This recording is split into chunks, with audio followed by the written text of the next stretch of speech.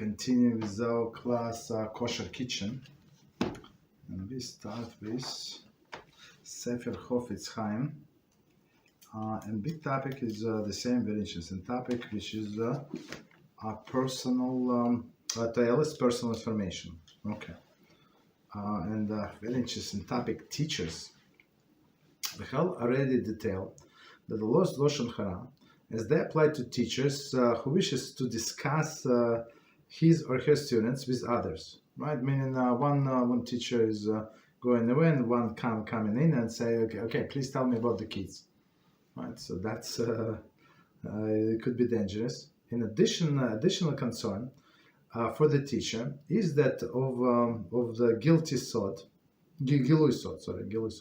sharing the information that was related to confidence by a student, in confidence by a student. Okay. The common situations, especially among the teachers of the young children, is where the student divulges information concerning his family that his parents would certainly not want anyone to know. Under no circumstance may a teacher believe such information if it is involved negativity, or if it is becoming known, could cause the family harm. Obviously, the teacher may not relate to others what was said by the child. Moreover, to inform the parents of what the child said may be ridiculous, as it may cause the ill will between parents and the child, or anas dvarim, causing hurt through the spoken word. In certain situations, it may be correct for the teacher to speak to the parents so they can caution the child not to repeat such information again. If, however, the child mentions something that is a cause for alarm, the teacher involvement may be necessary. This is especially true when the information involves abuse. The matter must be investigated, and when necessary, proper authorities should be contacted. So it's not all there is continuation different page. So let's do from the beginning. And of course, the job of the teacher is not easy, right? And child tells you. Sometimes children make up things. Okay. So, but they would tell you with a complete confidence. That's what exactly happened, which is dangerous. Okay, so let's see. Again, teachers. We already detailed that the laws of Lashon Hara that apply to teacher who wishes to discuss her students with others. So usually with others, as we say, with other teachers. An additional concern for the teacher is that Gilui Sod, sharing information that was released confidence by a student. So a student came and said what's going on in their house, right? Is it true, not true? It's a different story, right? But for sure, a student does not want a teacher to tell anybody, right? A common situation, especially among the teachers of young children, is where a student divulges information concerning his family that his parents could certainly not want anyone to know. Whatever is it? Of course, abuse, as we said, is exception, but other things, yeah. So we have to keep quiet. Under no circumstance may a teacher believe such information if it involves negativity, or if it is becoming known, could cause the family harm, right? So, okay. So meaning sometimes kids make up. Sometimes somebody else tell the kids. I know sometimes grandparents they're against one side or something like they can tell kids, and to turn kid against one of the parents. Very simply. Obviously, the teacher may not relate to others what was said by the child. Especially in this case, it's not tireless. It's not for constructive purpose. Okay. 1 second.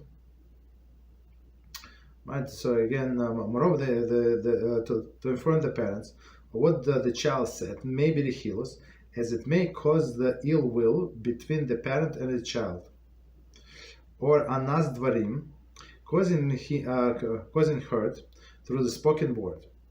In certain situations, it may be correct for the teacher to speak to parents so that they can caution the child not to repeat such information again. Meaning, child brings some reports about what's going on in the family. So of course he or she is little. They did not mean to bring the harm, but the children, it's like little sponges. They absorb everything that was going on, and they just repeat. So just don't think the child is small and he or she does not. Maybe they do not understand, but they can repeat whatever they heard, and they believe whatever you said. Even maybe you said it in humorously way, but they would take it as something serious. If, however, the child mentioned something that is cause for alarm, the teacher's involvement may be necessary. Right? Of course, we need to investigate. If it's abuse, it's even if it's abuse, does not mean that the child is telling the truth. Many times we heard many reports when teachers got upset with a Rebbe in yeshiva, and they just tell bad things about the Rebbes. So even one or two children in the class, and it's known fact. So they accused absolutely innocent person. Right. 413. 1 second.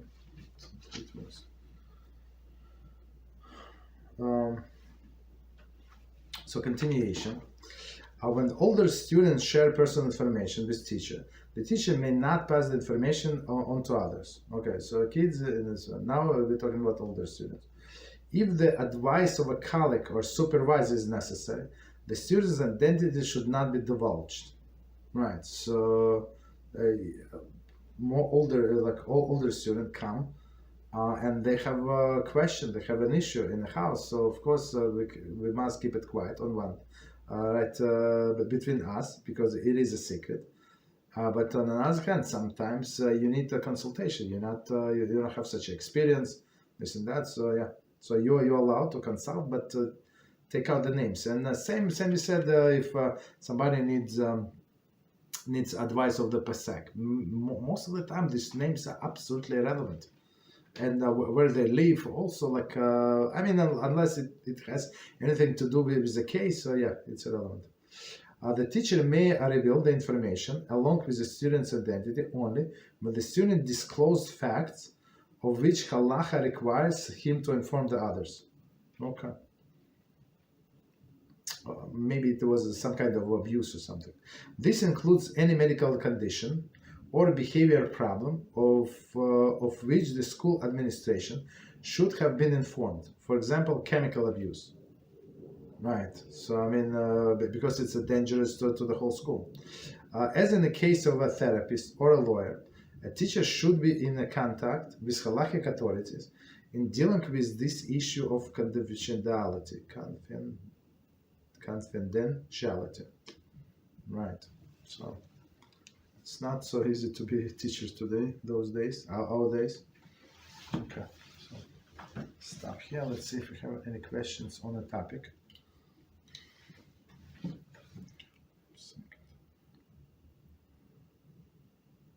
Okay, so we have a question on topic. I have a question about Lashon Haram. I wonder, why is the teacher allowed to listen to the Lashon Haram related by the students? How do the teacher know that it is for constructive purpose? Does it make a difference if the students are halachic adults? Okay, so that's a very good question. So let's read from the beginning and try to answer. Question about Lashon Haram. I wonder why the teacher is allowed to listen to Lashon Hara related by the student. Okay, so one of the exceptions then when we are allowed to listen to Lashon Hara, I would say maybe it would be a good example from our spouses. So the wife comes and she tells what happened at her job, or what happened in the store, what happened with the neighbor. So and she wants to express her feelings. She's very upset, and in this case, we're allowed to listen to her. Of course, not allowed to believe everything that she said, but at least allowed to provide the comfort. You understand? So the people is in distress, suffering, and by just listening to let them take it off the chest, it's actually a big help. So in this case, this student, a little child, so something is going on in their life, and they're afraid, and they do not know what to do with information, something, and they want to tell somebody, right? Looks like in the house they cannot say, right? Maybe they're afraid, maybe I don't know what's going on, right? So the only person that they trust, they go to teacher. So it's actually because of the trust, and if they trust the teacher, and it would be for constructive purpose, because whatever teacher is going to say, most likely the person is going to do, right? Not person, this child. So many times these children would believe teachers more than they believe their parents, and listen to the teachers, right? Because of course teachers spend much more time with the kids than the parents, and educates, constantly talking to them, right? So that's why it is allowed to a teacher to listen to them, right? Of course, not to believe, not to take any actions, but at least see if they actually can help. So because many cases in family abuse, like child abuse, child molestation, things happen. So who else they're going to come? They're not going to go to principal, they're not going to go to police, but to a teacher, yeah, they can tell them what's going on, right? Or somebody is sick, for example. So a child is scared, his mother is sick, very sick, so they're in distress, so nobody's paying attention to him because have to take my mother to the hospital, from the hospital, and child is neglected. He does not know what to do. So there are many situations, right? So they turn to a teacher. Next, second part of the same question. How do the teacher know that it is for constructive purpose? A teacher does not know. Teacher does not know. And same, I would say, it's with adults. So if somebody comes to you and somebody trusts you, right? Somebody close friend of you or a colleague or something, and they want to share with you their burden, whatever is going on. So we're allowed to listen, right? Not to listen when somebody is distressed and they want to take the load of their chest, and not to listen, it's a very actually cruelty. So it's actually one of the, our sages say, it's one of the act of chesed, right? And as I think we said that when we learned about tzedakah. So there is tzedakah with money. Tzedakah with money, you can only help poor people, people in need, right? But rich people, or people who is doing okay. I mean, they don't need your money. I mean, they're not exactly rich, but I mean, they survive. They have money to pay rent, food, heat, I don't know, air conditioner. That's it. They're fine. Clothing, right? So they don't need your money, but they need your moral support. So, and that's also considered to be tzedakah, acts of chesed, right? So we're allowed to listen. But what in all of these cases that we were discussing, that we're not allowed to, that person comes and just relates negative things about some other people for no reason whatsoever. Like, how does it apply to me? So his brother's wife did such. Okay, I mean, can I help you? Like, are you going to listen to my advice? Are you asking me advice? Am I qualified to give advice? Maybe you would listen to it, but I'm not qualified. I'm not there, so I'm not allowed. I would not be allowed to listen, right? Does it make different students halachic adults or not? I don't think so. I don't think so. As we just explained. So in some situation, when somebody is distressed, somebody is bothered, somebody is in this mode of anxiety, and I know people like that who is in anxiety. Like, I mean, it's not so easy to help them because many circumstances. But at least we try to ease their pain. Right, but the most difficult part, I guess, not to believe what they say. Okay. So second question. Next question, not second. Next question. A hypothetical question about lashon hara.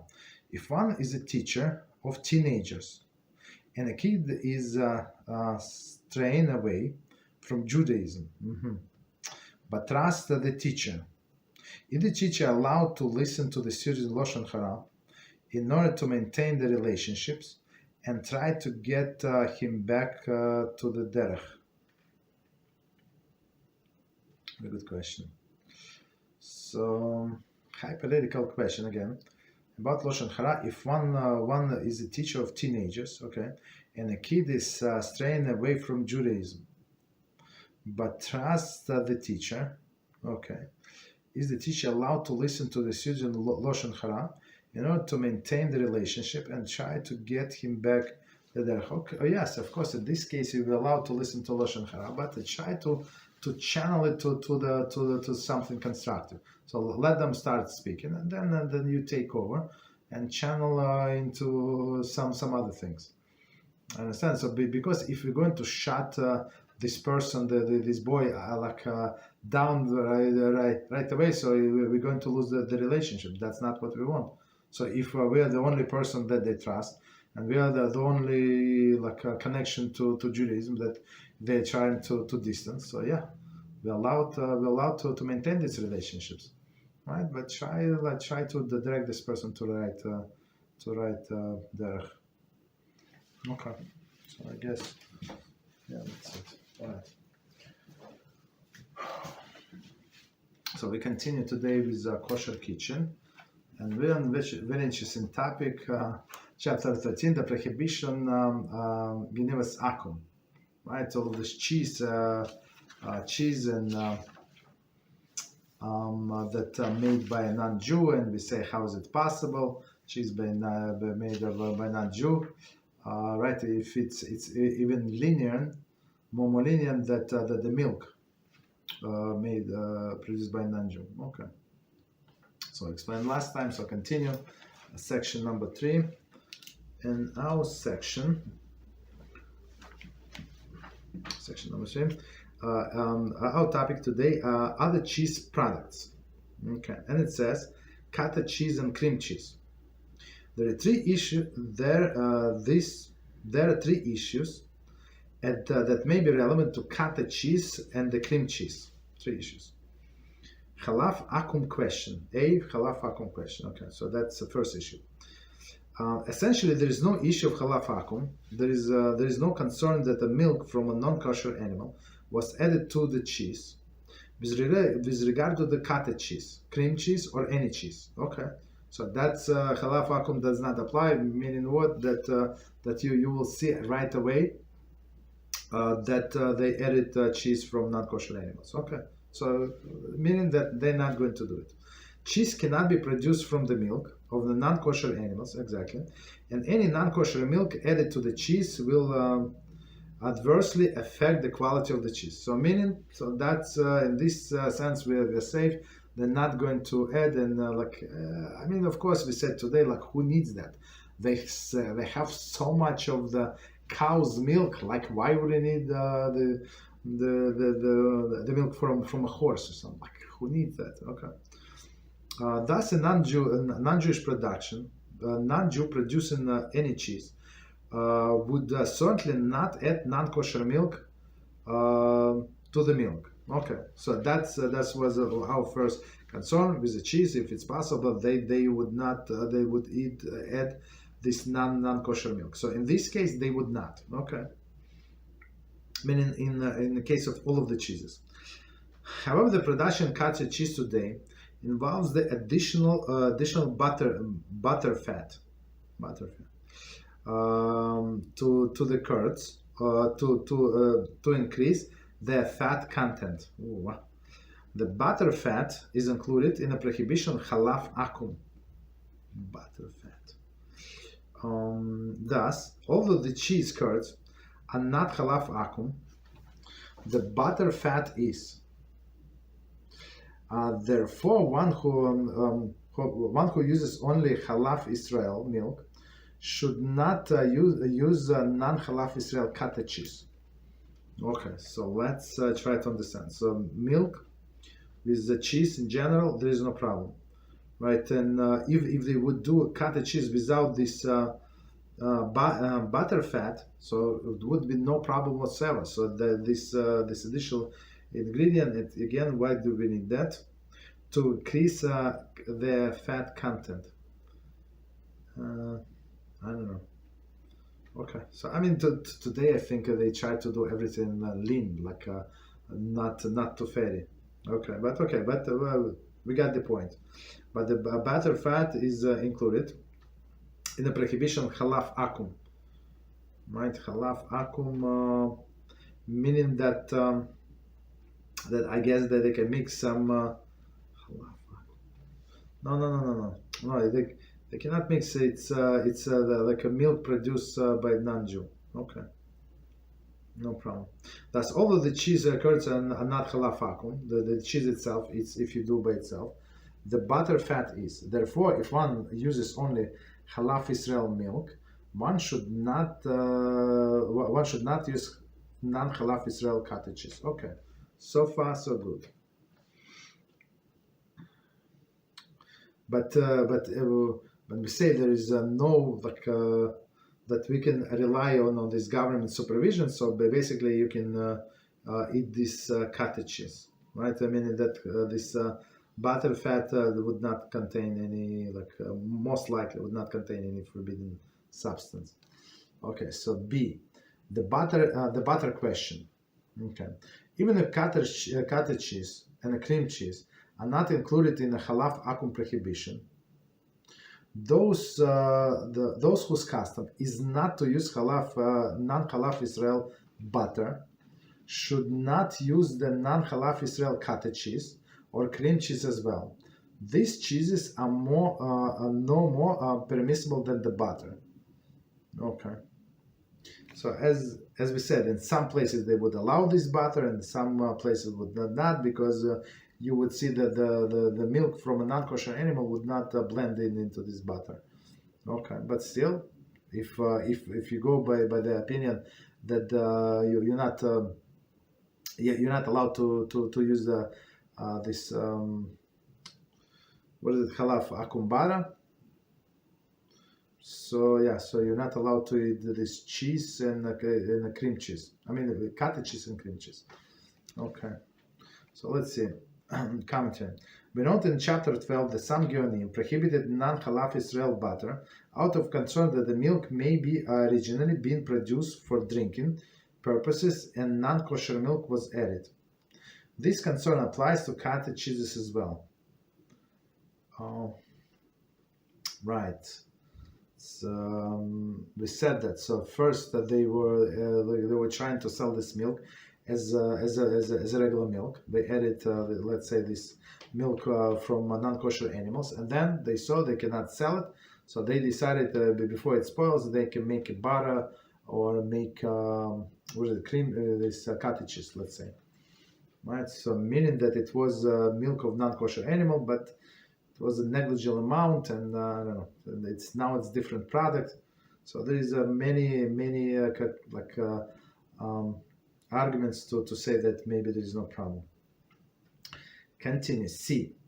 The Genivas Akum question. So meaning this cheese.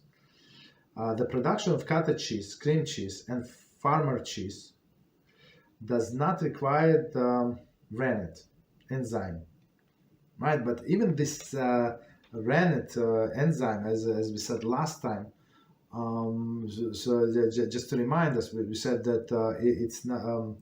The question is asked how it's from the stomach. The stomach is the meat, and then you introduce it to the milk. Like, how is it not and milk meat together? So one of the explanations, it's from last. I just quickly remind us. So we said first of all, this rennet is very dry, right? So it's not edible. Right, so it's not considered to be meat. It's like it's not considered to be food at all. So it's like a garbage or something, right? So that's why it's not considered to be meat and milk together. Okay. So, but for cottage cheese, yeah, you really need enzyme. For cream cheese, you really need. You just need to boil this cheese, and that's it. Milk, right? These cheeses are produced by fermenting the cheese until it's the acid that produces in fermentation or added acid cause the milk to congelate. So I think that in a house, like if you do it yourself, so you just add the buttermilk, and that's how the process starts, right? You let it you let the fermentation start. There is a question whether these cheeses are included in Genivas Akum Prohibition. Right, because it is, it's called cheese, but maybe it's not. It's cheese as like cheeses with like harder cheeses. On one hand, they are similar to the other cheeses, and that's something added to produce cheese. Very interesting. It like okay. So commentary. In introduction to this chapter, we noted that Chazal did not differentiate between cheeses that use the actual rennet and those who use the artificial rennet. Right, the artificial rennet, and sometimes we said they even were added like some fruits, which there is no problem whatsoever. But as usual, Chazal say like they approach, as we spoke before, like if you're going to start to differentiate between different cases, people are going to make mistake on day number 3. Maybe day number 1 not, but day number 3 for sure. So that's why they sell the cheeses. Doesn't matter what to use, rennet or the other things, right? Artificial rennet or fruits would be forbidden. Okay. On another hand, these cheeses are not similar to the other cheeses, right? Meaning that this cheese is like, it's called cheese, but it has nothing like a cottage cheese and like sliced cheese. Like what is the connection? Right, since they can be produced through the natural fermentations. Okay, you need the bacteria there. If this milk that we buy from the store, it was pasteurized, and plus they say they usually add some preservative in there, so it's not so easy for this milk to spoil. Right, I think it would go like bitter, but not sour most of the time. If you buy the like. In the olden days, you buy milk, it would go sour. There's no problem. But today's with milk, not so easy. So that's why I need to add buttermilk or something else. Poskim discussed this question, and some take the stricter view, and that these cheeses are included in Genivas Akum Prohibition. Okay. So this poskim that they compare this cottage cheese and cream cheese to the regular cheese. Okay, so it's very strict. They're not exactly the same, but okay. So we understand. And there is a commentary, and it says responsa Davdas 291 rules that this type of cheeses are included in the Gevinas. Genivas Akum Prohibition. So right, that's response Radvas, okay. And he even included yogurt. Okay. This seems to be the opinion of Aruch HaShulchan as well. It had been noted in a Pri-Hadash. So, okay. I'm going to skip. Igras Moshe, Yorach Daya 150 and 248 discusses the issue and considers the possibility that cottage cheese and cream cheese are included in the Genivas Akum Prohibition. Wow. He maintains that although these cheeses can be produced without any congealant agent, and thus should not be considered cheese, right? Nevertheless, since at times rennet is added to hasten the process, perhaps they include it in Genivas Akum Prohibition. I guess in commercial environment, they're going to add. They cannot afford to wait 3 or 5 or 7 days or whatever it takes. Normal course of action. Yeah, for sure they're going to add this rennet, right, to hasten the process. Perhaps they include it in Genivas Akum Prohibition. He also mentioned the issue of droplets of milk being found in cheese. He considered that there is a main problem. Okay, it's very interesting. I never saw droplets of milk in cheese, but looks like maybe in olden days, so that's what for sure would be a problem, maybe because they would suspect maybe those droplets of non-kosher milk. Possible. Right? Most likely not, but possible. Continue. This question relates to the type of the kasher supervision that required for these soft cheeses. Okay, they call soft cheeses. Okay, right. So meaning, is it like the hard cheese? So if it's like a hard cheese, so you need you need a Jew to add this rennet, right? Like a hard cheese, right? Rennet from the kosher animal. Right, but if it's not like that, so meaning the minimum prohibition, minimum supervision would be enough. Normal kasher supervision does not require the actual presence of mashgiach, meaning that he comes from time to time and that's it, right? Normal. But with the cheese, with the hard cheese, is not going to work. The supervision is based upon assumption that the company will not add non-kosher ingredients to the approved product out of the fear that unannounced arrival of mashgiach who would notice that the presence of unauthorized ingredients. So basically, I think all of them mashgiach will have a key, right? And he has rights to come at any time, even in the middle of the night, right? And sometimes, if he's a good mashgiach, he will come in the middle of the night, right, and see what's going on, especially in the restaurants when they have delivery, like usually at night. So and see what exactly they deliver. I think we had in this Varevna, I think we have a story like that, right? So when unfortunately it was they would deliver non-kosher meat in Israel, like have to be very I mean, of course you can buy from Arabs, right, non-kosher meat. They delivered in the middle of the night non-kosher meat to the kosher restaurants, to the kosher store, unfortunately. Right. I mean, non-kosher meat, of course, as we understand, much cheaper. Okay. So, but with this, if a cottage cheese is more like a milk, so you don't need any supervision. Okay. The supervision is based upon assumption that the company will not add the non-kosher ingredients to the approved product out of the fear that unannounced arrival of Mashiach, who would notice the presence of authorized ingredients, right? The Kashrut agency sends Mashgiach at such intervals that they deem sufficient for this product. Meaning these people in the company, they would not know when the Mashgiach is coming. Right? So that's one of the conditions. Right. While this may be sufficient, and he has to have access, as we said before, to all of the papers, right? All of the orders, like all of the ingredients that they order, to make sure that they are actually kosher.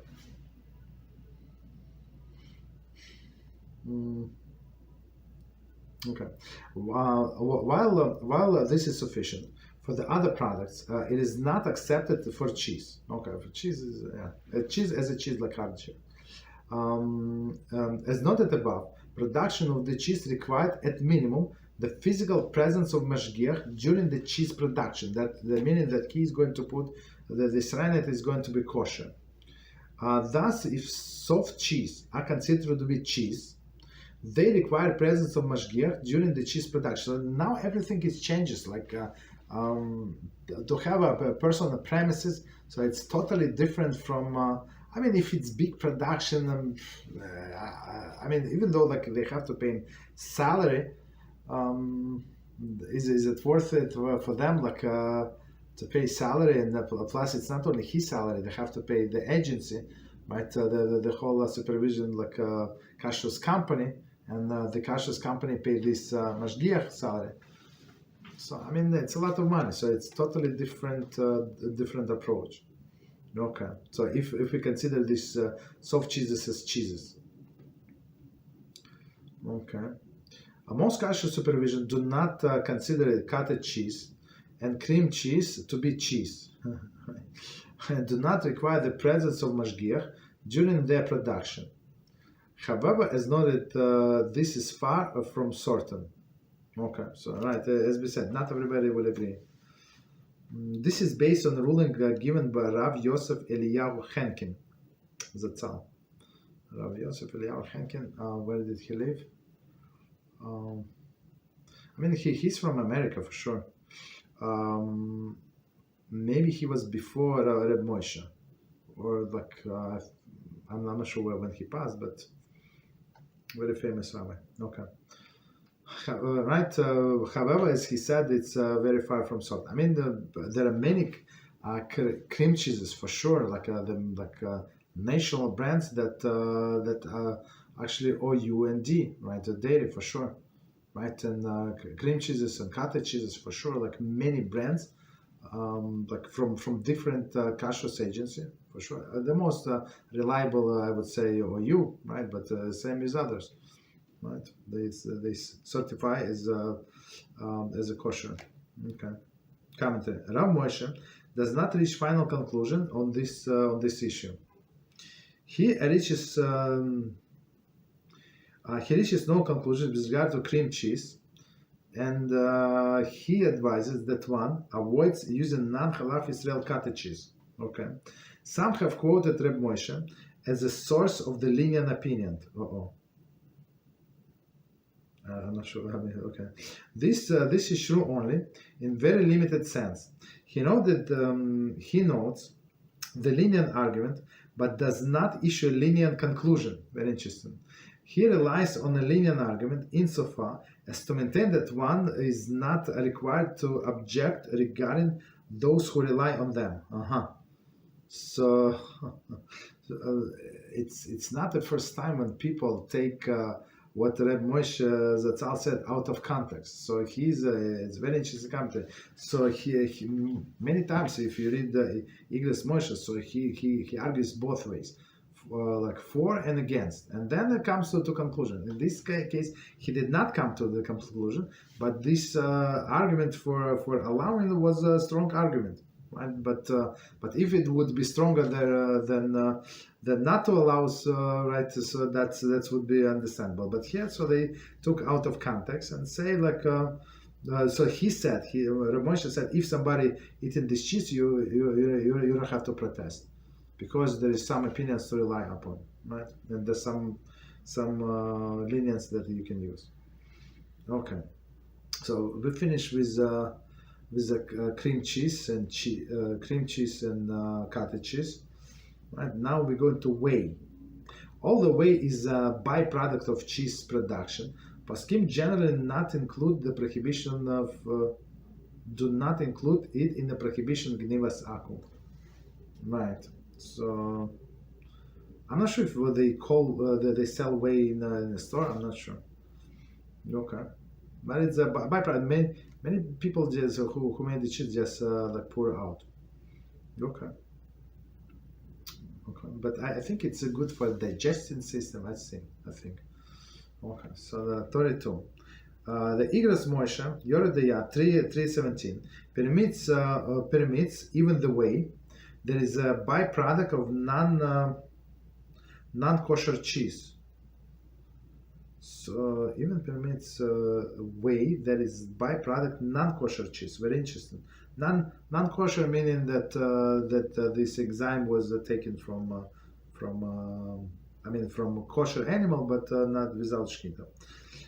Response of Shevet Halevi 486 prohibits whey if it was heated with the curds in the production of the cheese.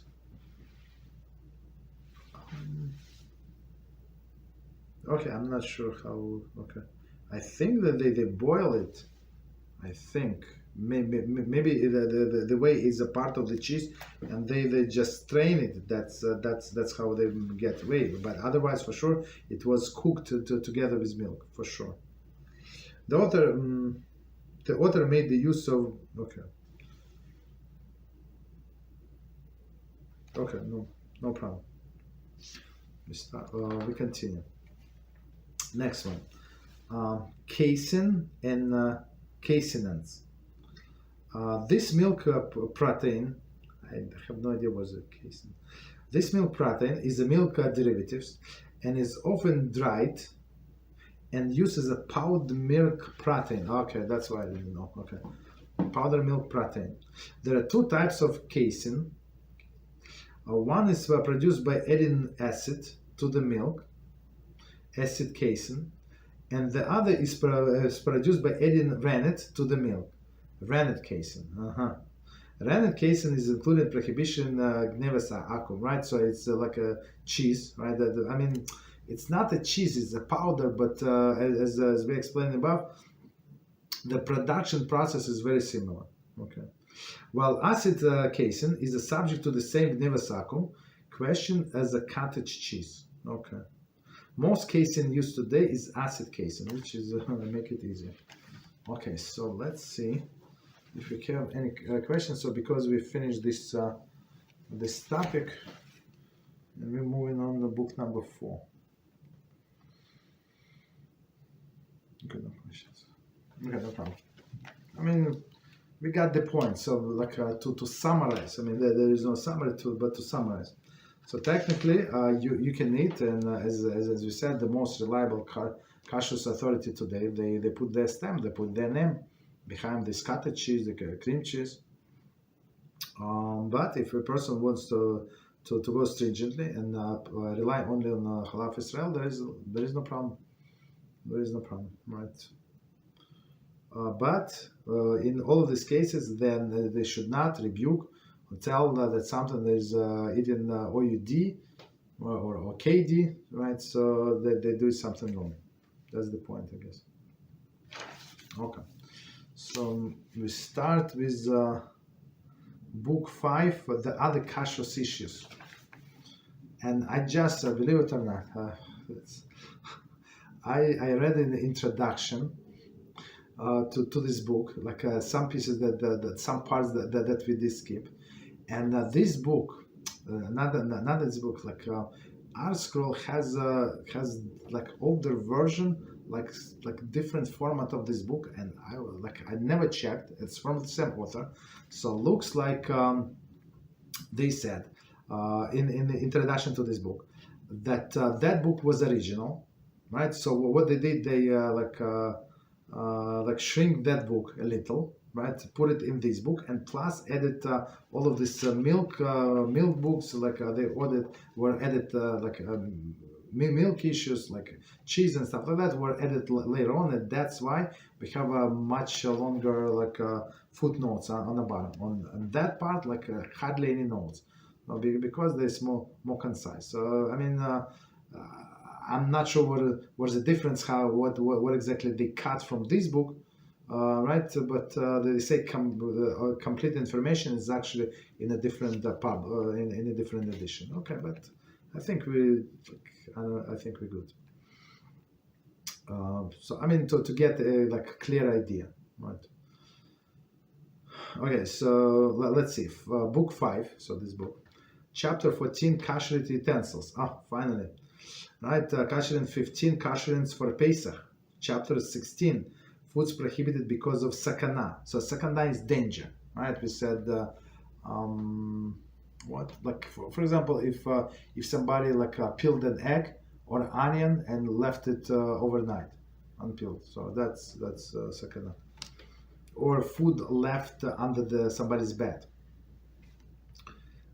Sakana. Next one, chapter 17, non-Jewish housekeeper in kosher home. Right. Even though we spoke a lot, but I think it's maybe it was a part of old book. I'm not sure. Like right, the original one. So now he's going to expand, of course. Chapter 18, tevilas kelim. Right, meaning the dipping in the mikveh. Chapter 19, kosher kitchen utensils. By utensil. Wow. Okay, so let's start chapter 14, Kosher utensils. Okay, and we're going to learn Kosher utensils. When Kashering is required, the use of use of utensil prior to Kashering, materials that may be koshered, preparation of utensil prior to Kashering. So meaning if it's like you have to wash it, stuff like that. Kashering is libum. Libum is a fire, right? Kashering is hagala. Hagala is boiling water. Right? Kashering utensils through kashering to change utensils type. Right? We discussed it in the very beginning. It's not recommended, but if needed, for example, a person has a lot of dairy pots and they need only one, right? And not enough of paraf pots, there is no problem. So go kosher and you have one extra paraf pot. Hagala through irui. Irui, we said, is a stream, right? So, for example, that's how we kosher the sink on Pesach, right? Through irui. Okay. Hagala is even meluban, okay. Kashering is hagala, okay. So I mean, practically, how do we kosher? Okay. So the questions: why do some have a custom not to kosher glass? Okay. That's a difference between Ashkenazim and Sephardim, I think.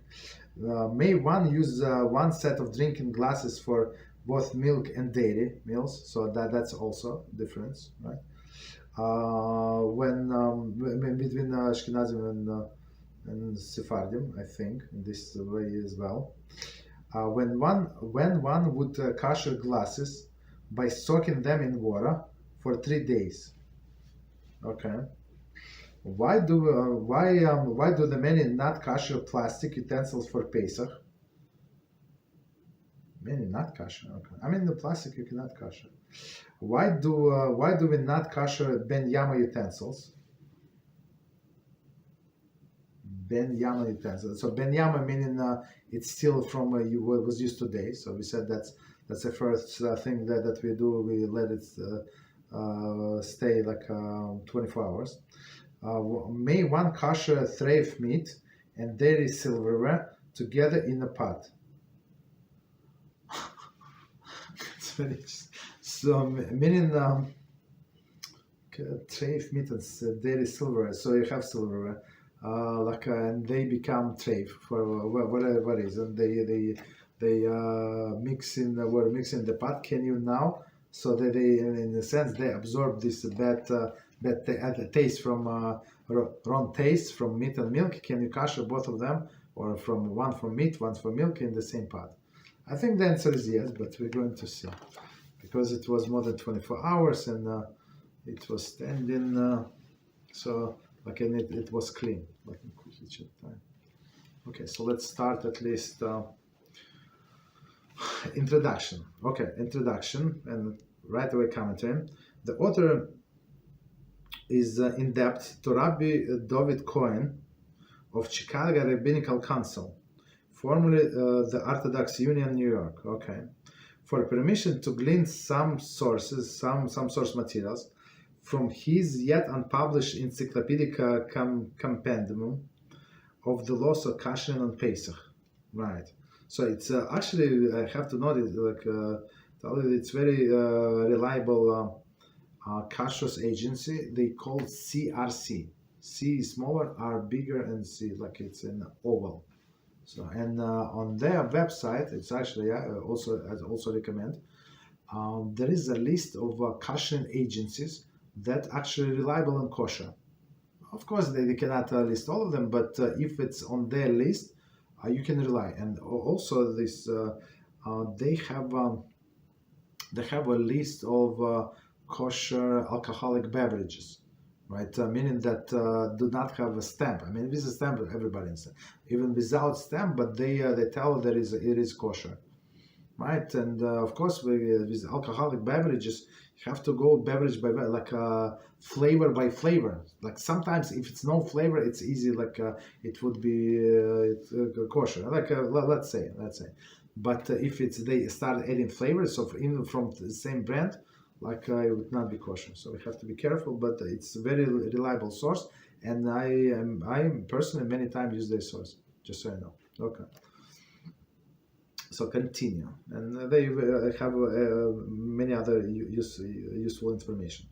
Okay, Whenever non-kosher taste is absorbed into a pot or any utensil, the pot may not be used to cook kosher foods unless it is purged from non-kosher taste. Okay, so and non-kosher taste, just to remind us, right? It's for example, it's a meat spoon, they stir the milk or something, right? Or non-kosher like mamish. Okay. So let's see commentary. Similarly, any utensils, there is a spoon that absorb non-kosher taste may not be used with a hot kosher foods. With a cold, yes, because as we said in the beginning of the book, that's now how the taste is transferred, not through the cold, unless through soaking, but it's a different story. Right, okay. So again, the whole sentence, and it says, whenever non-kosher taste is absorbed into a pot or any utensil, the pot may not be used to cook for kosher food. Okay, unless it is first purge of non-kosher taste. So how many times? 0 times you can use. After it became non-kosher, not allowed to use. We are concerned that some of non-kosher taste that was absorbed into the pot may be released and absorbed into the kosher foods subsequently cooked in that pot, right? Even if it was standing there for more than 24 hours, we said that the taste spoiled is like a garbage. It's not real taste, but still we're going just in case if it's not spoiled and it's going to absorb in our food. Of course, all of us understand it's less than 60 to 1 for sure. Right, you have big pots, of course, they have walls like perimeter, but still it's not like if you cook maybe half of the pot, so for sure it's more than 60, it's much more than, I don't know, 500 something. Okay, so let's see. Okay. Therefore, there are several methods by which the utensil may be purged of non-kosher taste. So you're not allowed to cook even once after this utensil become non-kosher. Right? Several methods how to purge. The exact methods to be used depends upon manner in which non-kosher taste was originally absorbed in a utensil. Right? So as we said in the beginning of the book, we said that the way that how the taste was absorbed through cooking it through the liquid medium. So you have to kosher through the water, liquid medium. If it absorbed through the fire meaning you have to do the libum with the fire. Okay. So let's see the commentary. Logically, one may argue that after pot has been used for many times, all the absorbed taste has already been released, and non-kosher taste and no non-kosher taste remains. Okay, so meaning they already cooked after it became non-kosher, right? They cooked milk and meat together. Let's say after that they for 2 months they used almost every day. Let's say I'm just making up example, right? For a party food, right? Party food. So if anything was there, it's already went out absorbed to party food, but that's it. It's absolutely clean, right? So still we need to kosher it. For example, an ounce of treif meat was cooked in a pot, and the pot is subsequently used many times with 30 ounce of kosher food. I'm not sure why I need this extreme example. Again, for example, an ounce of treif meat, right, was cooked in a pot, and pot is subsequently used many times with 30 ounces of kosher foods. I mean, 30 ounces is not enough but okay, let's see. If we assume that all of this taste of non-kosher ounce was released during the first use, okay, and the first food is rendered treif, no taste remained after any subsequent cooking, right? So okay, that's I mean he has a point. So he says so they cooked 1 ounce, right, of non-kosher food, and then they cooked 30 ounces kosher food. So everything went out of this of the walls, right, and was absorbed in this non-kosher food, and technically this food is forbidden because it's 1 to 30, not to 1 to 6. Okay, we got the point. But they say, okay, but what about the second cooking? So exactly like similar to our question, to our example, right? On the other hand, right, so for Zeus, and no taste remain after any subsequent cooking. So after the first time, it it gave out the taste when they cooked without this treif, and so all other subsequent food should be fine. On the other hand, if we assume that only the part of non-kosher taste was released during each use, and the taste would be nullified each time to the proportion to 60 to 1. Okay, so now it's going stringently. They say, okay, they say, but let's say not all of the taste was released at once from the walls, right? And some taste still remain behind, like for after each cooking, right? And the taste would be nullified each time only to the in the proportion 1 to 16. So meaning that the taste was going into the food, and then from food, right, food would become treif, and this treif food would absorb back into the walls. The way I understand. Okay, I mean it's hypothetical, but okay. Eventually, only negligible amount of non-kosher taste would remain. It seems illogical to assume that we require a full 60 ounces of kosher food to nullify non-kosher taste each time the pot is used. Okay. Nevertheless, Halachah dictates that we must assume that worst case scenario. Okay. So meaning the 60 times, and it's still not going to release everything. Perhaps no taste was released during any period, any previous use, and all the non-kosher taste was released during the current use. Okay, so I mean, so they say you cooked 30 times, and during the first 29 times, for whatever reason, the taste was not released, and now it was released. Very interesting. Hence, any kosher food cooked in a pot is rendered treif unless it has a 60 volume of 60 ounces. So meaning 60 to 1. Okay. However, as we will discuss in section C below, this applies only if to the first 24 hours following non-kosher use. Once the 24 hours pass, the non-kosher taste is no longer potent, and as will be explained below.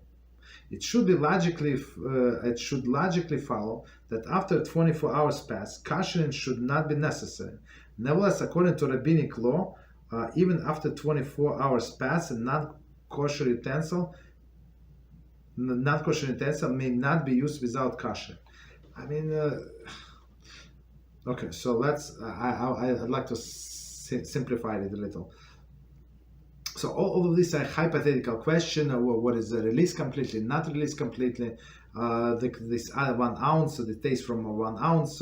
But technically, as we said many times, this 24-hour rules, the non-benyama is the most important rule, right? So after the 24 hours, we say that it's the taste is stale, and that's it. It's no longer that taste. So, but still, Rabbi said, so even though it is a taste, and that's what we said many times, that you're not allowed to use this pot without kashering. I mean, that's simple thing. I mean, how many times is going to absorb? Maybe you cook for 30 times, maybe absorb like every time would release a little more, or 20 times it would stay still, and on 30th time they release all of the non-kosher food and make all of the non-kosher taste and make it non-kosher. But of course, I mean, how can you cook 30 times if after 24 hours the taste is spoiled? Okay, so that's I mean okay, so we try to make it a little simpler. Okay, the general principle of Kosher is to replicate the manner in which the non-kosher taste was originally absorbed into utensils, right? So the way it was absorbed, the way we have to kosher. As the Talmud Pesachim Torah B teaches that the manner in which the taste was absorbed, in the very same manner which would be purged. right? Thus, all forms of kashering are means by which we replicate the exact manner in which the utensil became treif. Okay. So meaning we have to determine how it was used. So I mean with the pots it's simple more of the time because you have a pot most likely that it was used with water. So the only problem I would say with the frying pans, like was it used with a lot of oil or a little oil, right? So that's the only the big question. Okay. So in this chapter we will focus on several topics. A, when utensil requires kashering, okay, and B, use a non-kosher utensil prior to kashering, okay, meaning that it's only maybe rabbinical, maybe it's like no, it's all like after 24 hours, maybe grain meat. So we're going to see. And C, which type of utensil may be koshered, of course, we need to know. And D, the different methods of kashering, when each is required and how each is done. And even kashering is not effective, right? For example, plastic or something like you cannot. I guess we can stop here. So we did introduction, and next time is at HaShem. We start with section 1 and when utensil require kashering. Okay, we stop here. So let me see if we have any questions.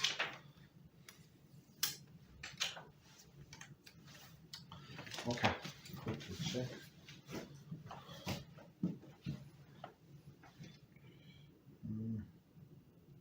Okay, Kosher said, yeah, thank you very much. Yeah, that's exactly what I mean. It's I mean these people are very very reliable, God-fearing people, so you can rely on their list.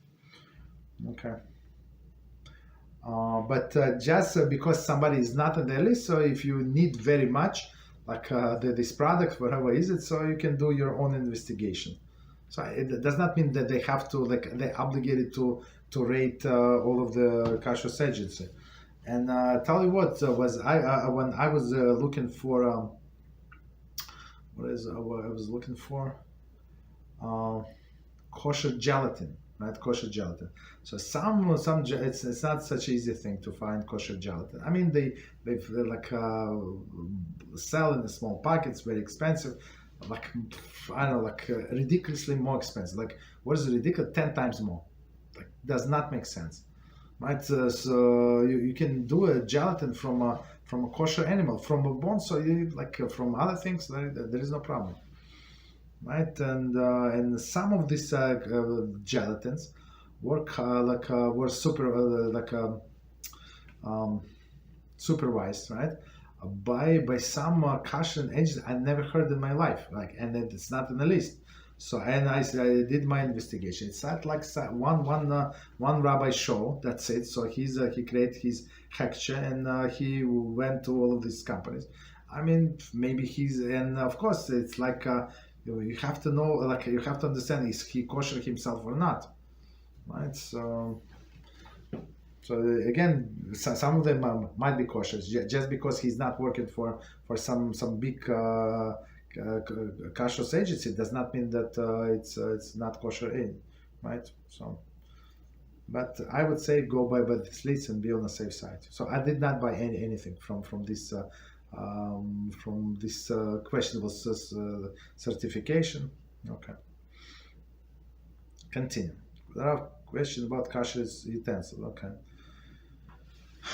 If pot cooked treif, okay, and one needs to wash treif residue before kashering, okay, is one used hot water to wash the pot, does render the sink unkosher too?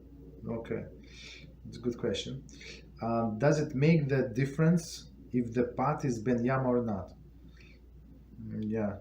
Okay, so it's very very good question. So I mean, if there is still a residue on the pot, so it's like you cannot it's not going to be considered ben yama, right? Non ben yama, right? So of course we have to wash it. So a proper way, I would say, just pour water in this pot, right? And don't as a person said, don't wash it in a sink. So like flush it into the toilet. For sure, because if you were going to wash it with the hot water and then you're going to spill in the sink, of course the taste is going to absorb 100%. Yeah. So you use it with the soap, right? And with the, I would say take a paper towel or something, right? Disposable. Don't use your sponge, of course. Or if you want to throw out the sponge, you can do that. But you do this with a paper towel, I guess, the most practical way, and with the soap, and then pour the water into the drain. That's into the toilet or into the sink in the bathroom. No problem. And then let it stand. So this 24-hour period starts from when it's clean and not used, and there is no residue. Right. Okay. So again, this question from the beginning, question about kosher utensils, a pot cooked treif, okay, and one needs to wash the treif residue before kashering, correct. If one uses the water to wash the pot, does it render the sin unkosher too? Correct. Yes. Does it make difference if the pot ben yama or not? Yes, we said that. Okay. Right. So if it's residue, it's not a big difference, because if you add water, so it maybe the taste would come back. Right. I think I'll ask question before, but unfortunately I don't remember the answer. Okay. If pot is able to release treif taste, and the taste could transmit through the water, hotter than yatzelet is bok, correct. Then when kashering treif pot through the hagala, does it render the larger part pot designate for kashering unkosher? Right. If so, how can the larger pot be used to keep the kasher in other pots? Okay, we're going to read this. I don't think that this question was asked before. At least I don't remember. I mean, I remember many questions, but this I would remember, I think. I don't remember it was asked, but it's very good question. We're going to read again, but the basic question is, we're going to read again, that you have this kashering pot in which you're going to kasher. So, and the taste, we said the taste should go somewhere. Where it's going to go? It's going to go in this big kashering pot. So now you have to kasher this kashering pot, right? It looks like, I mean, logically, makes sense. So let's read it again and understand. If the pot is able to release the treif taste, right? Treif taste, and the taste could transmit through the water, hotter than yatzelet as well, right? And that kashering pot is boiling water. It's for sure much above the yatzelet as well. Okay. Then the kashering treif pot through hagala, right? So meaning through this hagala is this boiling water. Does it render the larger pot designated for kashering and kosher? The answer is no. No. I mean, as we said, it's only a rabbinical. So after it was clean for 24 hours, it's like there is no taste. Like right, there is no taste, but still, Rabbi say just in case remove this taste, and this taste does not get absorbed into the next utensils. Right? If so, how can a larger pot be used for kasher in one other pots? Yeah. So I mean, it does not absorb. Next question about kosher utensil. Is one allowed to wash utensil containing treif in their regular sink? I would say don't do it. No. Like don't do it. Okay. Okay. Sink is one allowed to wash utensil containing treif in the regular sink? For example, if one has a pet and is allowed to wash the dog food into the sink? That's a good question. Dog food. As we said before, just to remind us about one thing that we said. So many foods. Okay, I don't have pets, but I'm just going from the book, right? What book said. The many foods have like dog foods have a mixture of milk and meat together. So in the case of the need, we said a person can get, like if pet needs this food because for its health or something, so you can get this dog food of meat, not meat, chicken and milk, because for sure it's rabbinical and right, and if dogs need it, so you can get right. But to wash this thing, so for us it's I mean for dog, yeah, yes, but for person not. So I would say don't wash it in your sink. Right, go into the bathroom and wash it there. Okay. Right, it's a very good question. So next question.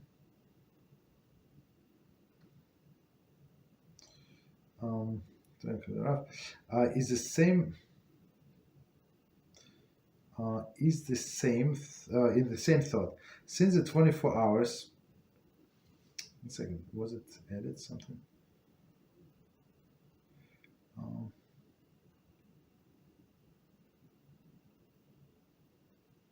I'm not sure what was added, because there are questions about kosher utensil, cook treif. Need to wash treif residual. I'm not sure what was added. If you tell me what was added on kosher. Okay. So the last question. Thank you very much. In the same thought, since the 24 hours, the taste is rabbinic. I mean, they did not say it's the taste is rabbinic. They say just do it. That's it. Okay, so just do it is rabbinic. If one forgets the pot is treif, after cleaning, waiting 24 hours, boil the water and put a ladle in it briefly. Does it need to be kosher the ladle? So that's a very good question. I think my personal understanding is not. I mean, we try like it's forbidden to use it, but after the fact, I don't think you have to kosher ladle. But we're going to see in the book. It could be, maybe he would say go by stricter opinion, and that would require kosher the ladle. Okay. So let's do 5 minutes break, and we're going to continue with different subjects. 5 minutes. So today we continue with our book Laws of Yichud, right? Halachos of Yichud, and we're on section. We actually start a new one, like subsection. So we finished the one Pesach Pesoch, and we now Pesach Pesoch Leshus Harabim, right? What constitutes Leshus Harabim? So I mean, sometimes we would use this definition, and then he goes back and redefines. Okay, so Leshus Harabim meaning, as we said before, like somebody come, like it's a public access. So this place has a public access. Okay, no problem. So continue. As stated earlier, the general exemption of Pesach Pesuach, Leshus Harabim, is comprised of two separate concepts. Pesach Pesuach, so it's they explain the open entrance, meaning anybody can come in at any time, and Leshus Harabim, public area, right? Meaning is like. Meaning that there is access to the door. So one like open entrance. It could be open entrance, but to get there, you need exactly 3 keys, right? Yeah, it's an open door, but go get to it, right? So you need many times you need both conditions. The concept of Pesach Pesuach, open entrance, has been elaborated above in paragraph D. So we're on E. Okay. It is now necessary to elaborate upon concept Leshus Harabim, literally facing the public. Okay. And determine how the factors is permitted Yichud. Okay. So again, the whole thing is about ways like a situation in which Yichud is permitted, right? The concept of disruptive traffic. Disruptive traffic. Okay, so what does it mean? The idea of Leshus Harabim is basically a concept of disruptive traffic. As a general rule, any area of that is frequent by people whose present or sudden intrusion would disrupt the or compromise area's conductiveness, meaning that people would not be at ease, right, in this situation, or a Yichud seclusion considered in the Shus Harabim. Yichud in such an area is devout of privacy and is therefore not halachic Yichud at all. So let's read this again. I mean, a lot of terms, but let's try to explain. So this concept, disruptive traffic, meaning that somebody can come in. That's a simple idea.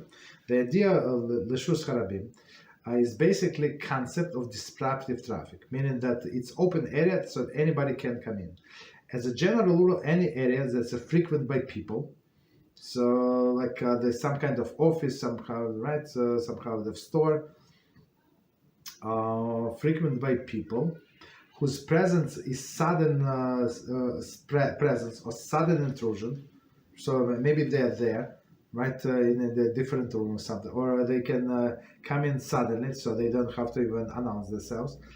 Can disrupt, right, or like compromise arise conductiveness.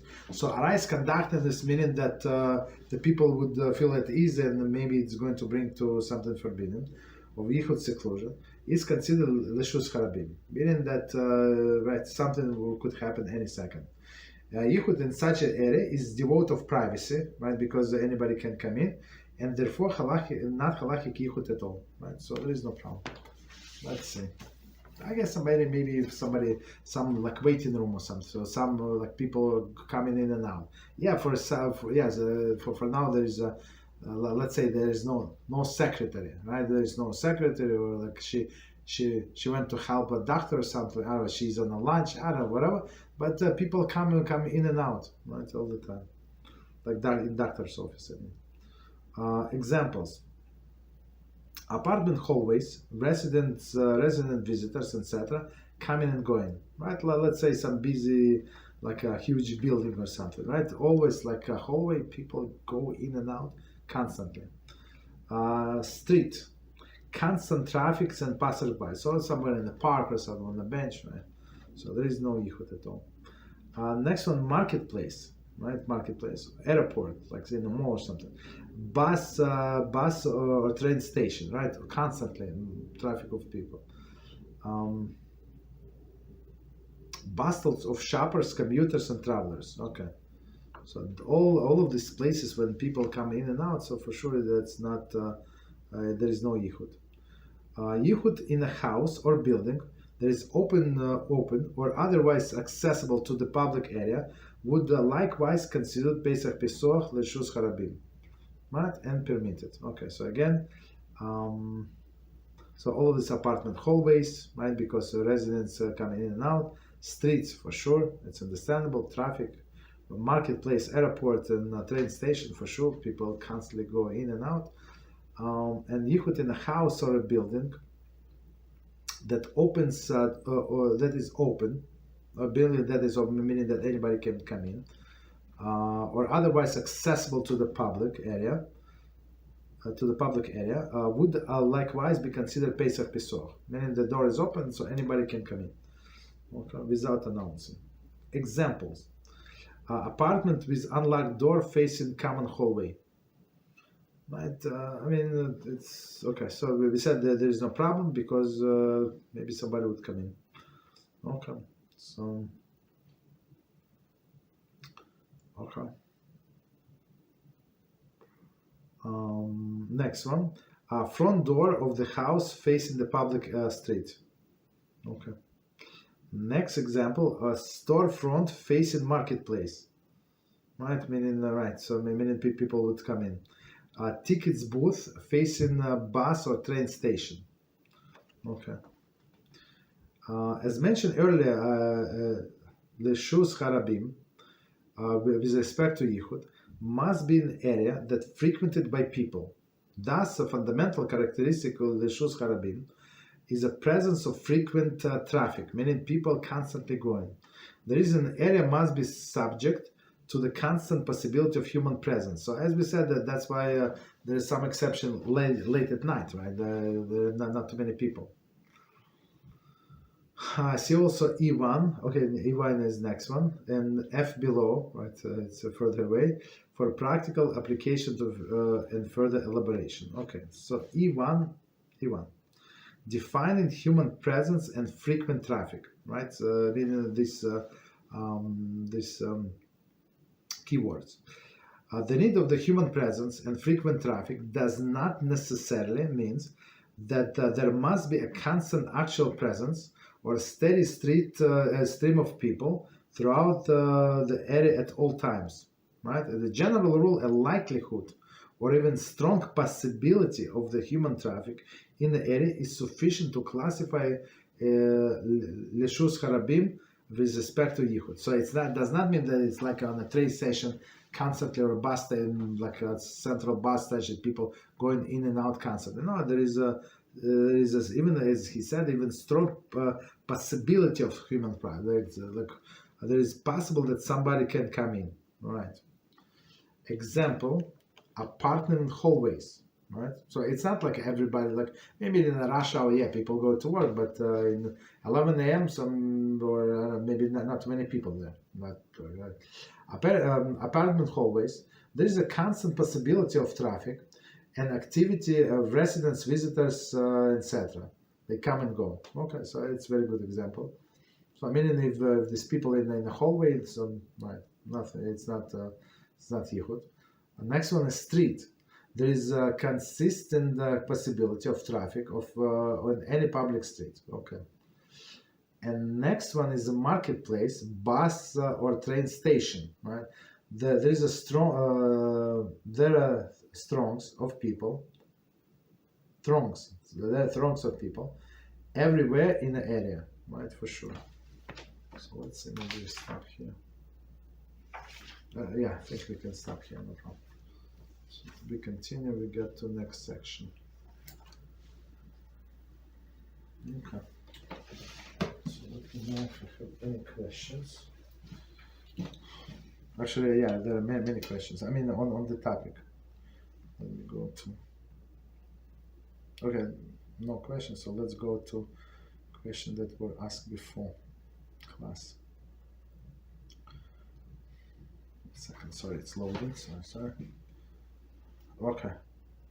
So a question from today: are we wrong if we wrong someone? Okay, and the person decides to forgive us wholeheartedly on his own. Are we still required to go and ask forgiveness regardless? Very interesting question. In order to avoid punishment, and if it is so, what should one do if there is no way to connect with the person anymore? So that's a very good question. So let's try to answer. If we wrong someone and that person decided to forgive us wholeheartedly on his own, but how will we know that he decided to forgive us wholeheartedly? What? It means there's some kind of communication. Maybe he sent that notice from somewhere through somebody else. Maybe, I don't know. Are we still required to go and ask for forgiveness? Regardless, yes, we have to, like, there are two things. He can do or she can do whatever they want. They can forgive us, but it's their part. But our part is to come and ask forgiveness. So if they say that we are forgiven, okay, that's good. But we still have to ask forgiveness, right? Regardless, in order to avoid punishment. Yeah, for sure. Yes, we have to ask forgiveness. And if so, what should one do if there is no way to connect with the person anymore? I mean, we try like a basic ishtadlus. If, for example, if you want to find somebody and somebody is very dear to you, so you try, whatever you try. If it does not work, it does not work, right? But at least we have to put some efforts into it.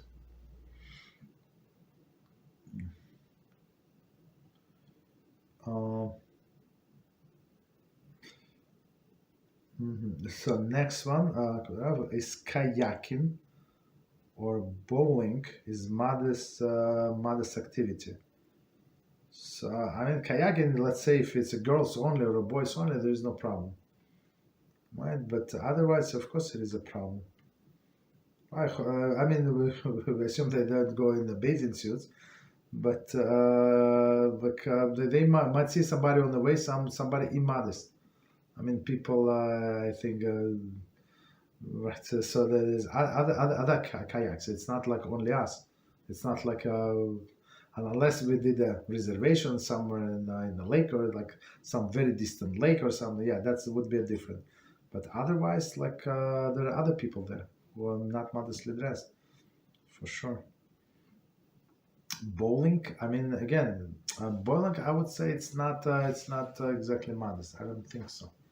I don't think so. Maybe for boys, but for girls, and for boys, if they like reserve the whole place for like for 2 hours, let's say, then no outsiders come in. I'm not sure. Maybe I'm not sure like how many people. Have no idea. But I heard that some people, some yeshiva, like yeshivas would like rent this bowling alley. Yes, I heard about it for boys, but for girls, I mean, if there are no men there, I guess there is no problem. Okay. If girls only. Okay, so next one, question about proper relationship between husband and wife. Okay. We see that that since Israel gave his daughter to Moshe Rabbeinu, as a wife, in order to rectify what Cain did to Hevel, taking his wife after killing him. The fact that he gave Moshe his daughter to compensate the wife he owed him for the previous incarnation, since there is since he obviously wasn't going to give out his actual wife. Okay, makes me think about the certain parallel between the concept of a daughter and how the husband should treat his wife as a daughter by providing protection and stability, and viewed with lots of tenderness. I can also think that of Hillel calling his own wife my daughter. Does it make sense? Okay, that's wow. It's a very interesting question. So let's try from the beginning, and we try to analyze this question. So from the beginning, we have a question about proper relationship between husband and wife. Okay, we see that since Israel gave his daughter to Moshe Rabbeinu as a wife in order to rectify what Cain did to Hell, I don't think it's like. I don't think Israel gave his daughter to Moshe because he knew that he was reincarnation Cain and Hevel. I don't think so. I mean, it's not because of that. I mean, that's wasn't what I'm trying to say. It's not the reason why Israel gave his daughter to Moshe. I mean, he was a proper suitor, and that's it. But on a Kabbalistic sense, yeah, that's what we said, reincarnation of this, reincarnation of that, but people do not know who the reincarnation from, right? The fact that, let's continue, but the fact that he gave Moshe the daughter to compensate for the wife he owed, for the wife he owed him, from the previous incarnation, since he obviously was not going to give him actual wife, makes me think. Okay, so as I said, I don't think that they knew that he has to give his wife or his daughter. I mean, because of all the reincarnation. Okay, but okay. But that's what was going on. For example, somebody was stealing from somebody or mistreating somebody else, and they would come and the person did not forgive, the victim did not forgive. So they would come in a different reincarnation, and the roles are going to switch. So this one that the old victim is going to abuse the old perpetrator, this person would not understand why somebody is so cruel, why this guy is taking advantage of, why or his wife is so cruel to him or something. But it's going to be measure for measure what happened in previous incarnation. Do they know? Absolutely not. Absolutely not. They have no idea. But this is a retribution for what happened before. I mean, there is no people don't have this knowledge. I mean, after the fact, yeah, you'll read the Zohar, you read Midrashim, yes, that's what happened. But when the action developed, they did not know these things. But let's continue with the second part. The fact that he gave his daughter to compensate for the wives he owned from the previous incarnation, since obviously he was not was giving him his wife.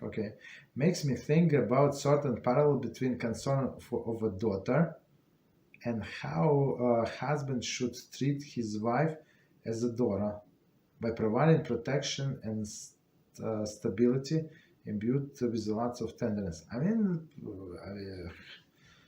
a person has to protect his wife, even if his wife and daughter. I mean, they're all vulnerable.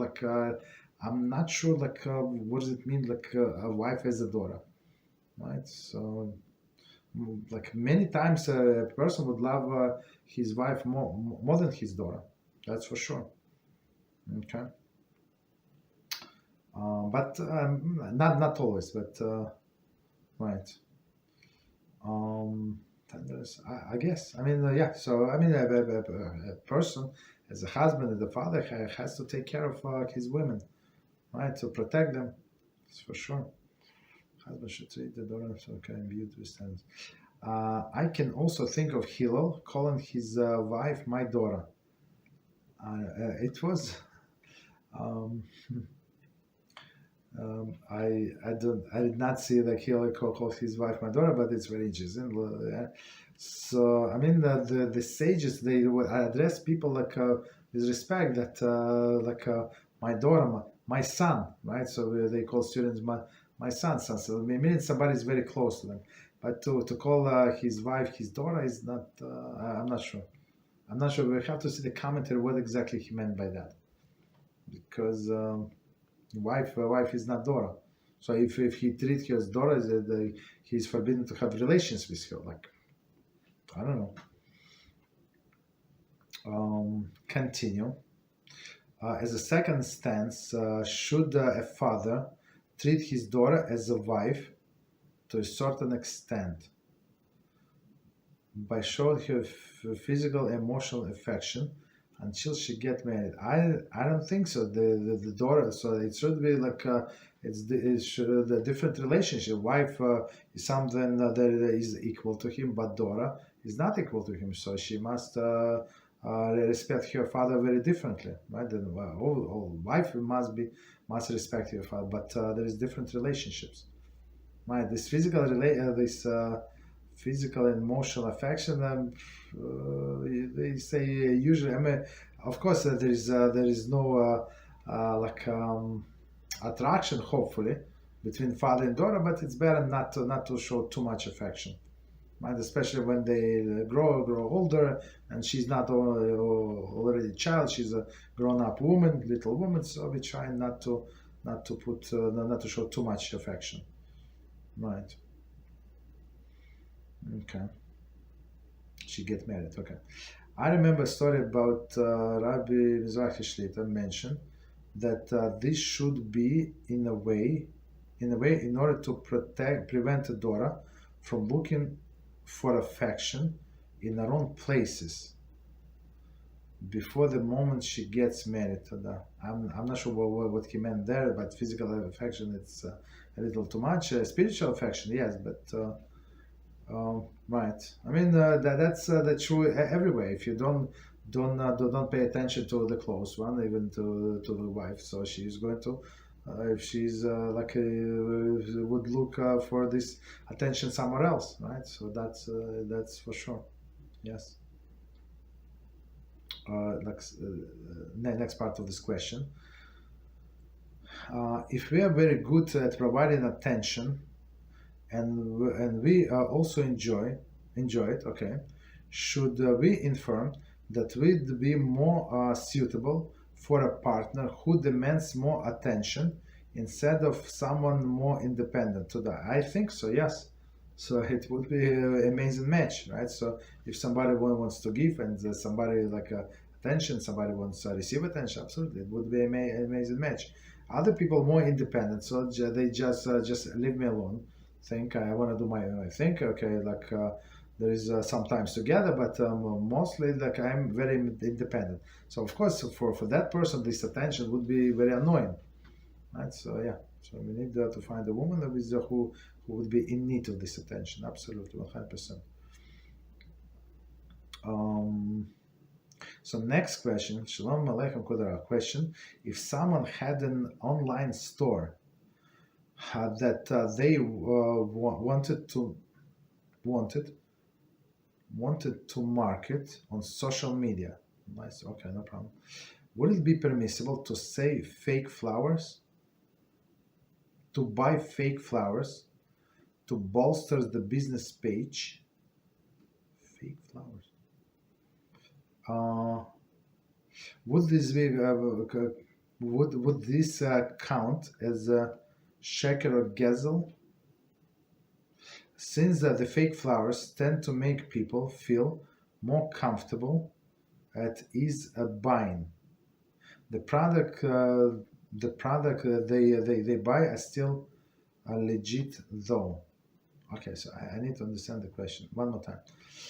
Question: if someone had an online store, they online store they and that they want to market on a social media.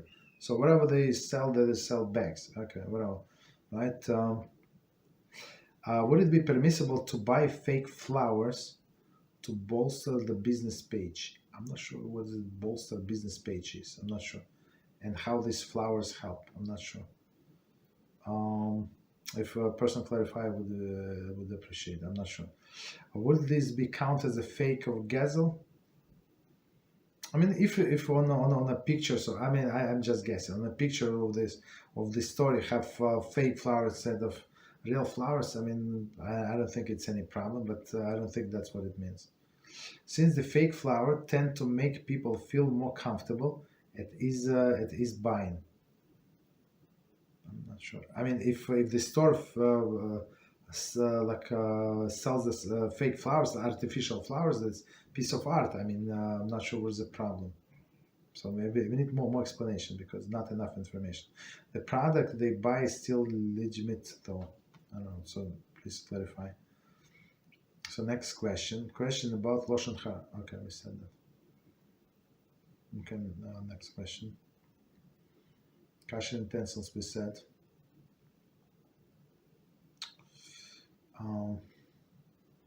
If page has more followers, most people assume that it's not scam. Okay, so yeah, the person is typing, so let's see.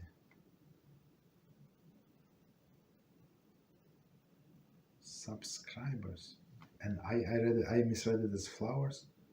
I apologize.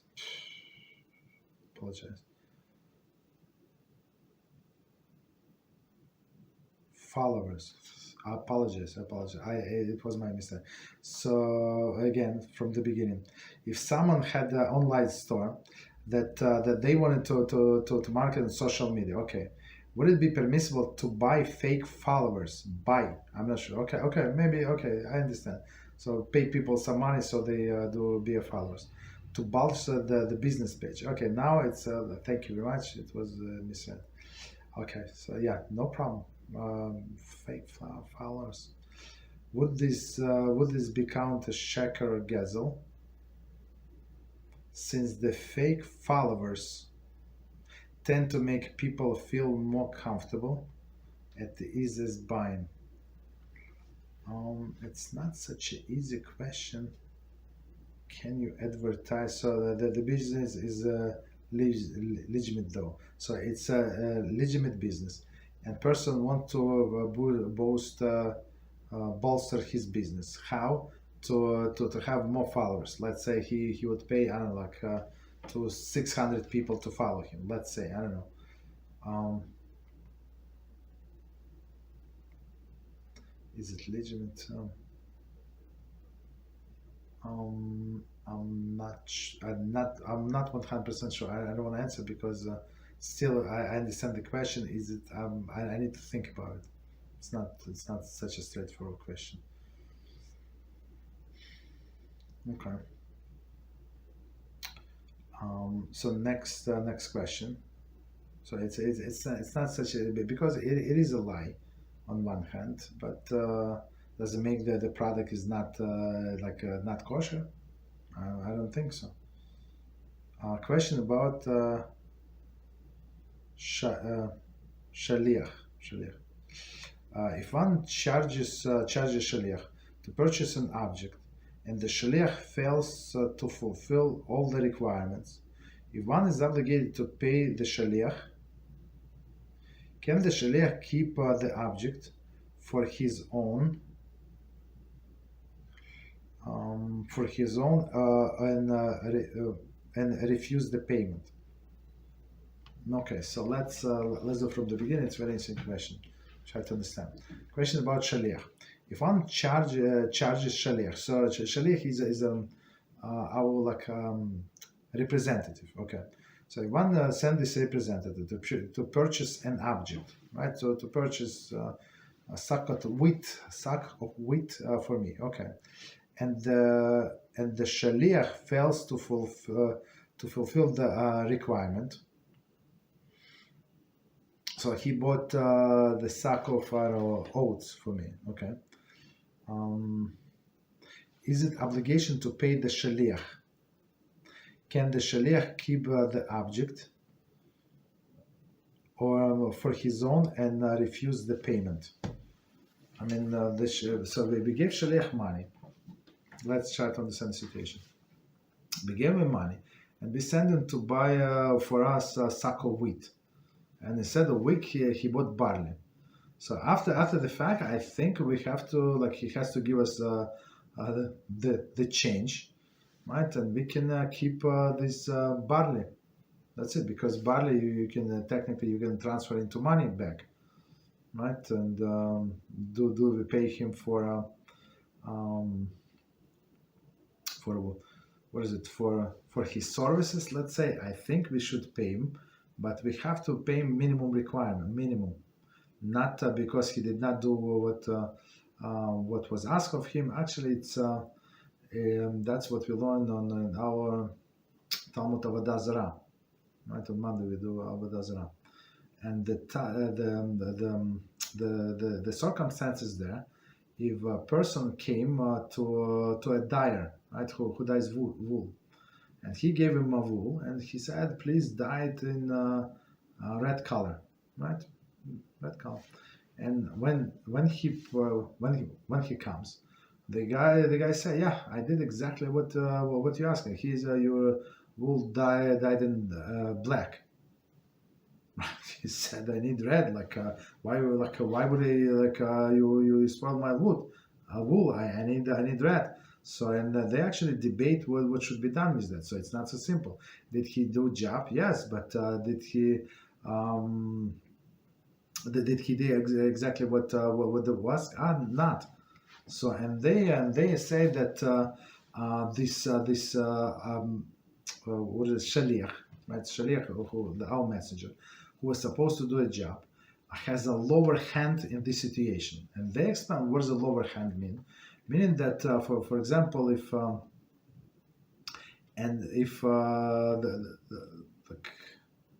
this wool, right, was cost, I don't know, let's say 100 units, whatever is it. Right, and after they and he invested whatever this into this dye, and after his if the and it increased in a price. So now we can sell it, let's say, for 150, right? The black one, the black one 150.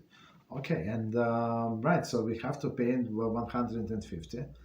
Right, and that's it. Take a wool and sell it or leave it to ourselves, right? But if he said if it's now he did not do such a good job, right? And he invested 50, and now it's actually like a 50 units, right? And now it went up the price only Torah. So we pay him Torah. We don't pay like the whole 50 just because he spent this money, right? And for the services, we don't pay them also like complete price that we agreed on. Also not. So we pay him like a minimum of minimum salary. Well, whatever the minimum salary is, so basically not professional workers. So difference between salary, professional work, and not professional would be thousands times the difference, right? So we pay him absolute minimum that we would pay somebody, right? And I think one opinion was that he has to leave the wool to him, right, and get the money. So and this person who dyed the wool in a wrong color would pay him for like a wool that it was cost like on a day that he brought to him. And once I said, let's do that, and that's it. And Gemara said, does not make sense. What are you talking about? It's like these guys benefiting. He got he got delivery of wool, right, from you for free. He does not have to do anything. Now he's spoiled, like you at loss, and now he's benefited. How does it make sense, right? So they say no, he has to give out the wool, and you have to take it and do whatever you want with that. You can sell it, you can keep it, and he pay him as a minimum, right? That's very interesting thing. But let's go back to our question.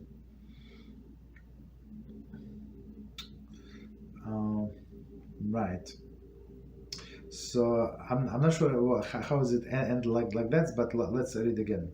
If one charges a shaliach to purchase an object, okay, so this sack of wheat, and the shaliach fails to fulfill the requirements, if one is obligated to pay the shaliach, no, if he did not do the job, no, we're not obligated to pay him. Can the shaliach keep the object for his own and refuse the payment? And shaliach cannot keep the object. So the case is, I think we learn in this book together in book whatever now. I'm going to remind you the case. The case was when one person said to his friend, "Look, I need to exchange dollars for shekels." So and he had $100,000, and he said, "Can you exchange me for shekels?" And the guy said, "Yeah, absolutely, I can do this for you." And he took the money, and then the ratio was 1 to 3, right? So and he remembered, I have 300,000 shekels in my account, right? So he left himself this $100,000 and brought this guy $300,000 shekels, 300,000 shekels. So the guy said, "Thank you very much." After some time, after a year passed or whatever passed, right, the guy said again, this businessman, "Can you please do me a favor again? Can you exchange me now? I need dollars." So now the dollars is 4.5, right? 4.5 to 1. So he said, "How much you need?" "I need 100,000. Okay, no problem. So right, so he's 450,000 of right shekels. So please buy for me $100,000. And this guy said to himself, "Oh, I have this money. I did not touch his money from the last time." So he took this $100,000, 100,000, and gave it to him. Said, "Wow, very interesting. You got back so quickly." He said, "Yeah. And here's the money." And then he told him the story how he got the money, like that he was exchanged it for his own money. Okay, so this guy, the businessman, yeah, very interesting. So he made like 150,000 shekels on this friend, right? But looks like legit. And then this guy said, businessman, "Can you please lend me $150,000, like for a few days or something?" And this guy said, "Yeah, absolutely, for you, whatever." So he lent me, he brought him and said, "You know what, I'm taking the money, you're never going to see it again, because he stole from me." And the case was brought to Rav Zilbish and Shlita, and they say, like, who is right? Like, he wanted to sell dollars, right? Did he get exact money in shekels, amount of shekels? 100%.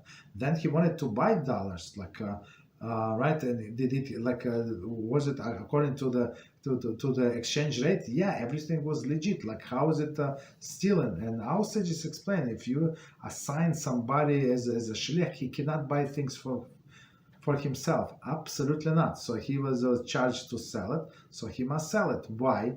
Because the shliach, he's extension of the owner. So if a shliach loses something, so it's owner lost. That's it. We cannot ask him to pay back. That's it. That's a definition of shaliach. So he is 100 representative of owner, right? So if he keeps something for himself, it's not his. It belongs to owner, 100%. So that's why it was stealing, right? So this guy was entitled this 150,000. So this guy that was sent to buy something, and he bought the wrong thing, so he must return to the owner. What they're going to do with that, it's a different story, some kind of compensation, but he cannot keep it for himself and refuse the charge.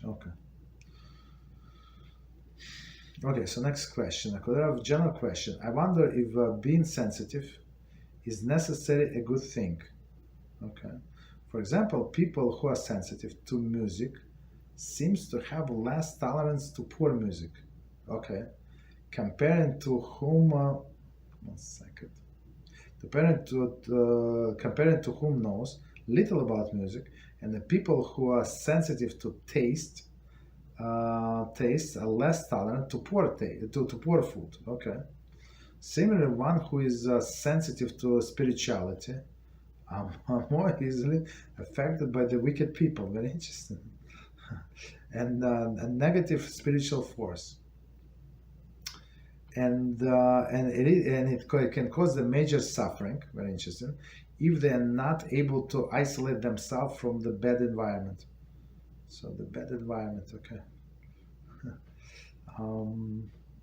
Very interesting. So let's do from the beginning, and we're going to split it in few. There are a few ideas here. Okay, general question. I wonder, is being sensitive is necessary good thing? Okay, so no answer yet. So let's go case by case. For example, people who are sensitive to music, since they have less tolerance for poor music, compared to whom knows little about music, right? So I mean the people like I know professional musicians, they have musical ear that they can hear like every note, like we have this clip, we call it long short, because it's in a short format, and then in a cell phone format, but it's like a story, full-time story, right? So beside that, there is this Italian composer, so he thought like out of 100 pieces, 110 pieces, like one violin was missing, right? Because he was very sensitive, because he was like that. But other people would know, like if you ask me how many pieces, I would make I don't know, maybe I would guess based on nothing, because I would not know, right? But this sensitive people, is it healthy to be that sensitive and be annoyed it's like poor music, it's like club music, this music, like I don't know. So people, okay, I think it's not so healthy to be so sensitive. I mean, because these things, this taste and music, they're so irrelevant in our life, right? Sensitive to the Torah, to the other people's feelings. I think it's much more important. I think, right? And same with the food. People who are sensitive to taste, right, are less tolerant to the poor food. Okay. Similar, one who is sensitive spiritually are more easily affected by the wicked people and negative spiritual force. I mean, this last part, it's not so simple. It depends how you channel it, right? Channel it. So meaning, if you channel this spiritual sensitivity to the holiness, so these wicked people not so easily can get to you. as we said in Michtam Eliyahu, Rabbi Dessler Zatzal. So because all of this wickedness, it becomes like you discuss it from that, right? And the more the wickeder society is, the more you discuss it from that. So this sensitivity to the truth and to spirituality, I think it's very, very positive thing. So, and a person would be able to create this defense mechanism about all of these wicked people, right? So I think the last one is very, very praiseworthy, right? And wicked people and negative causing major suffering. I mean, in this case, this major suffering is just because a person is not stable. So spirituality is like I don't know, what is it called? This expression I don't remember. There is a psychological psychological expression, not stable in mind, something like that, right? Easily affected person, right? But sensitivity and spirituality, it's very good. Just a channel to right direction, and you would be disgusted from this bad environment, and they're not going to affect you in any way, right? Okay, so next question. If someone that makes music solely for kiruv purposes is allowed to work on these songs together during the 3 weeks, no, I would say no. Don't do that, because it's a matter of enjoyment. So if you write this music for enjoyment, it's absolutely forbidden. So what is allowed for a musician? Somebody who is making a living, right, by playing music, right? And he is part of the orchestra, and they gave him a part to practice, and he has 3 weeks or 4 weeks or months or whatever. Yes, in this case, yes, he's practicing not because he enjoyed, but because it's his livelihood. Or somebody can allow to give lessons during this period, right? They need parnasa, they need to eat somehow, right? So of course, I mean, to sit and listen like this child or somebody play with 2 fingers. I mean, these people have endless patience, right? Yeah, so for sure it's not. There is not enjoyment, nothing. It's purely business, right? But if so sorry for Kirov, I would say no. Okay. So next one, Rav, would this similarly be a problem to buy subscribers for the Kosher YouTube account? I mean, I never heard about buying subscribers. Very interesting. Which is a draw, which may draw the more people, and also suggest that they count more to others.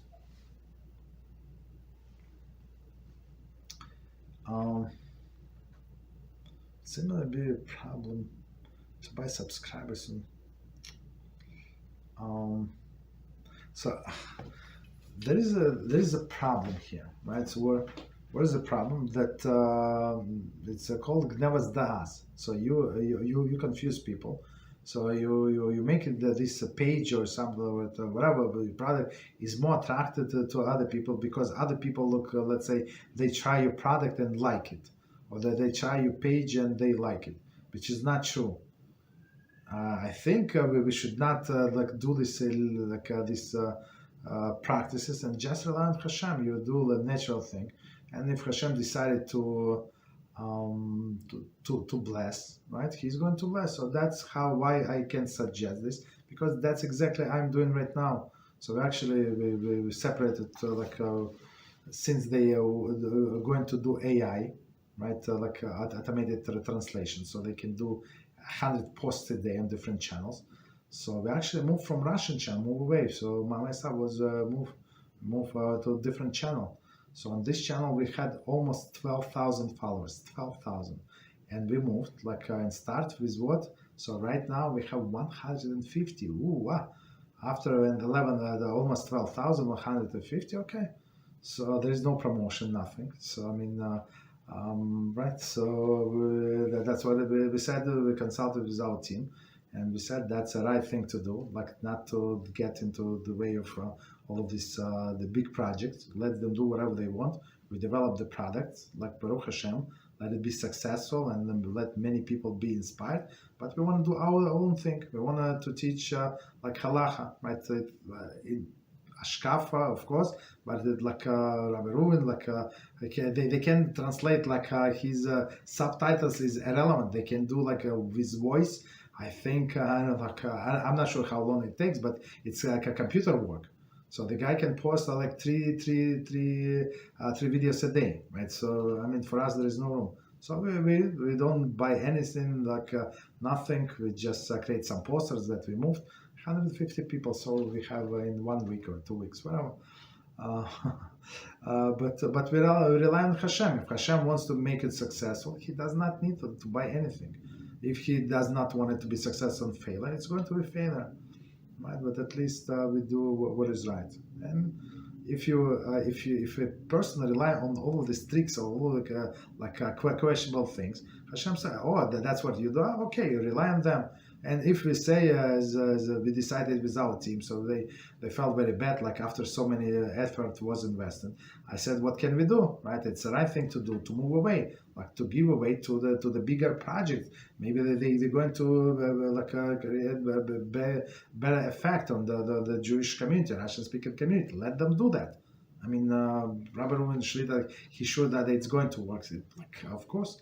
I mean, why should we stay on the way? So right, and we said, all of us said, Beezrat HaShem, we should be successful, and that channel should be successful, and our channel should be successful. There is Hashem is not limited in his success.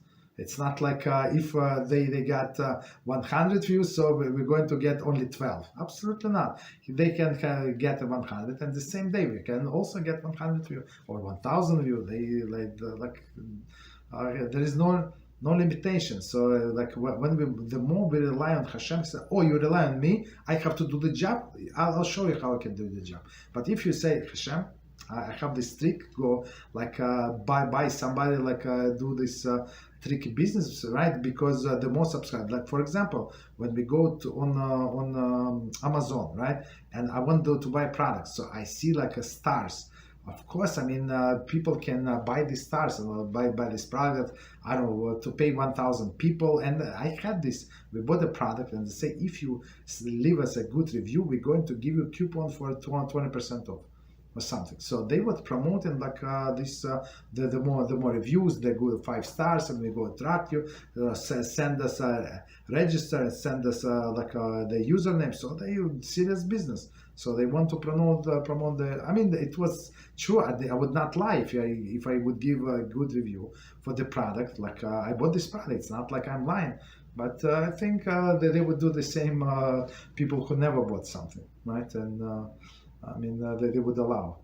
There is always a way around, as we know. You understand? So that's the thing. So you rely on Hashem. Let Him do the job. You do your shtalus, and as we said yesterday, and many times before, we have to remember that up to us, only efforts. Up to Hashem is whether effort is going to be fruitful or not. So I think it's easier to live this way, I think. Okay. So there is no more.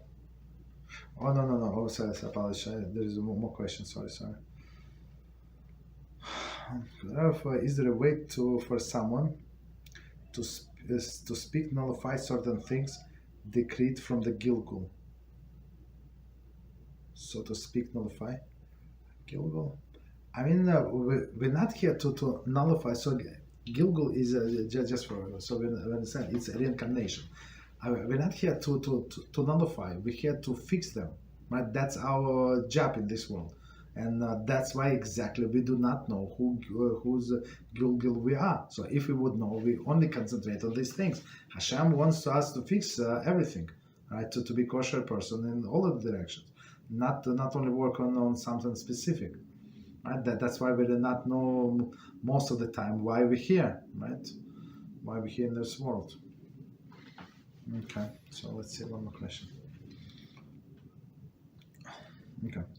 I have a question about honoring parents. I just said it yesterday to someone. I said it in this class. I prepared the whole, have all the materials to make, cut it many clips. We learned it in our classes Sefer Chachinuch, right? That there is a mitzvah of honoring parents. So there is many things like right. I prepare material but never did it. It's very powerful, very needed thing because today many people who reach out to me that like conflict, like a disrespect from children. Of course, as we said before, and it's a laws of lashon hara. You cannot believe everything, but somehow, if many people give you the story and you can compare. It's not one to one, but very similar story. Very similar story. Right? So it's very needed thing in our generation, respecting parents. So again, question about honoring parents. If parent broke relationship with a child, and after they went between peace and not having peace. After they went between peace and not having, okay. However, after a while, they made up, okay, but the child wants to keep a distance. Okay. Afterwards, the father says that he did nothing wrong in the first place, but he wants the relationship to be closer. What should the child do? That's a tough question. So sometimes,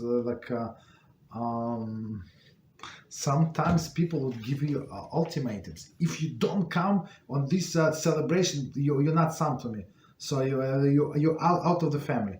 And some people, how can I not go? And we have this guy, and I told him. So this sister was married to a non-Jew, and his father, he was very happy, mother very happy. Why?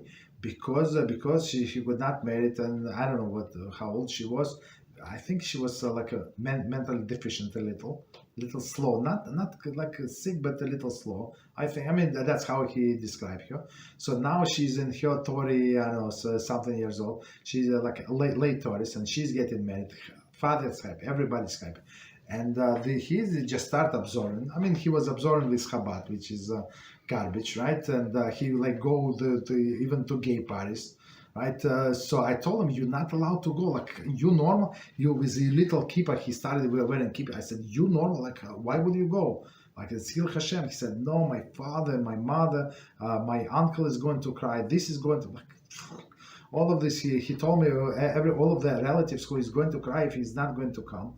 So I said, but it's Hilchot HaShem. Like, HaShem is going to cry. Do you care? Yeah, but at one time and this and that, I'm not going to eat. Like, all of this craziness.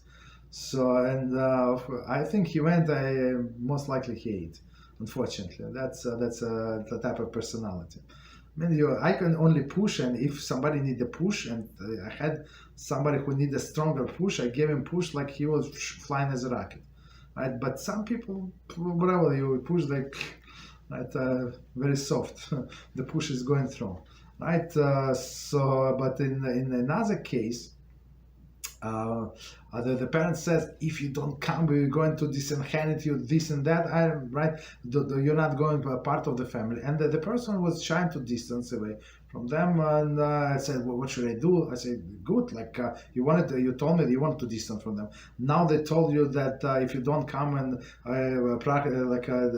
literally following Hashem's way, you're going to be punished. So I said, that's a bingo, that's a win-win situation. So don't go, and they're not going to bother you any longer. What else do you want? Right? And person listen, and that's what happened. But then again, parents went back, and even the parents spoil the relationships with because he did not like his wife and this and that. But then guess what? Just give it the time, and don't worry. Then you have a child, and they have grandchildren, and they want to see them. Oh, they want to see them now. They like your wife a little more, right? She's not so ugly. She's not so bad, like in the eyes. So that's how it works. Right, but now going back to this question, because I mean we're dealing with these questions from time to time. It's tough, right? So we're going to split in a few parts. We have a question about honoring parents.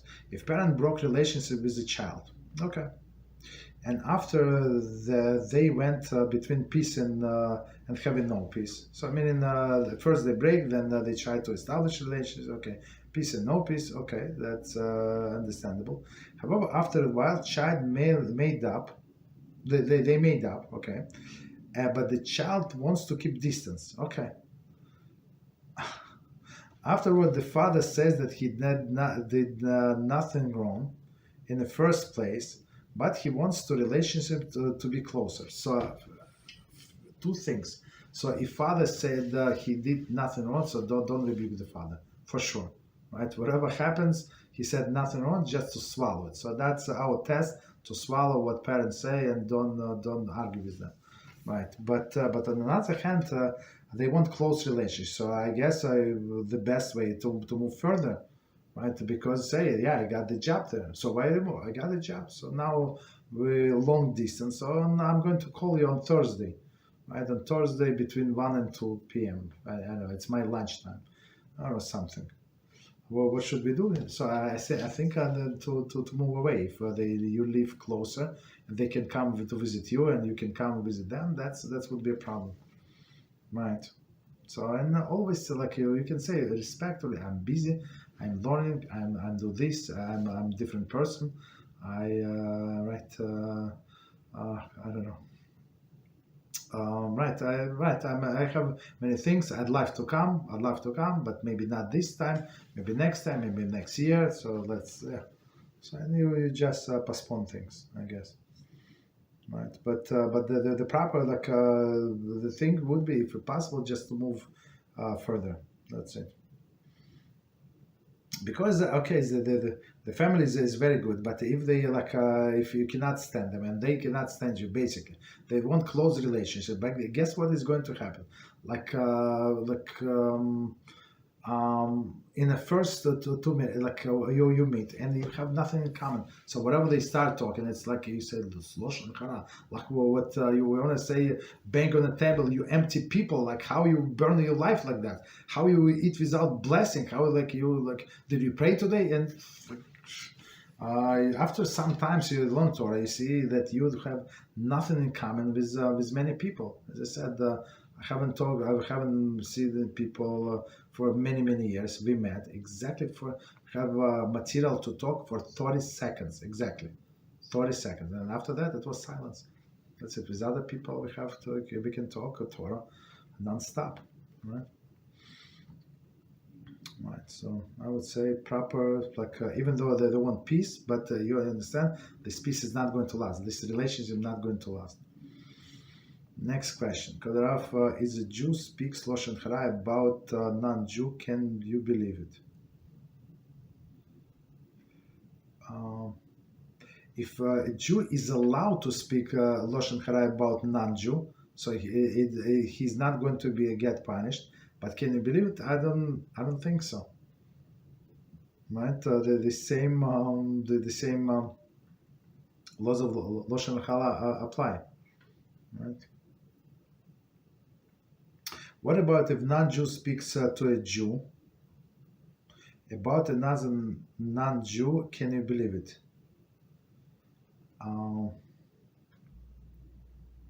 What about if a non-Jew speaks about a Jew to a Jew about a non-Jew?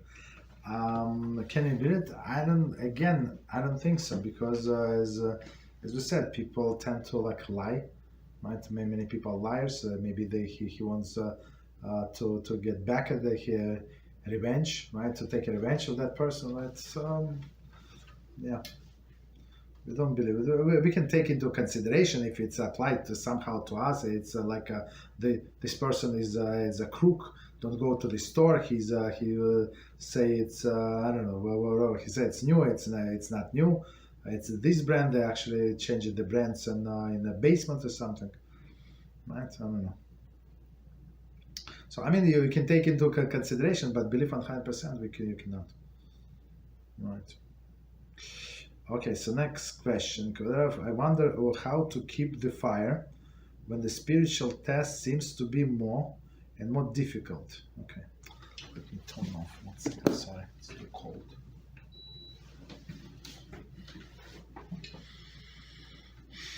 More and more difficult. Whenever I feel that they climbed a step, the new test on the next level comes, and we are struggling again. How can we adjust our mentality to keep that the fire would keep to fire without keeping frustrated or isolated? I mean, it's an amazing question. So let's try to answer it. So again, from the beginning. So before I actually continue, so we have to understand the spiritual ladder. What does it mean? So it's like a person has had a test in kindergarten. Okay, Baruch Hashem, let's say, I don't know, like count to 10. Okay, so a person passed. So if person like expect in the first grade the same test, right? It's not realistic. So in the first grade they would expect them to read a little, write a little, some do some basic math. So it's a much harder test. But in the third grade it's different test. In the 10th grade, the higher you advance in the ladder, the more is expected of you. So is it going to be ever like you're going to the next level without test? I don't think so. I'd say in our life is like this. So when a person go to the spiritual ladder for next step required next test, right, for sure, and it's going to be harder as the previous one because you already mastered the steps before. That's always like that in life, everywhere.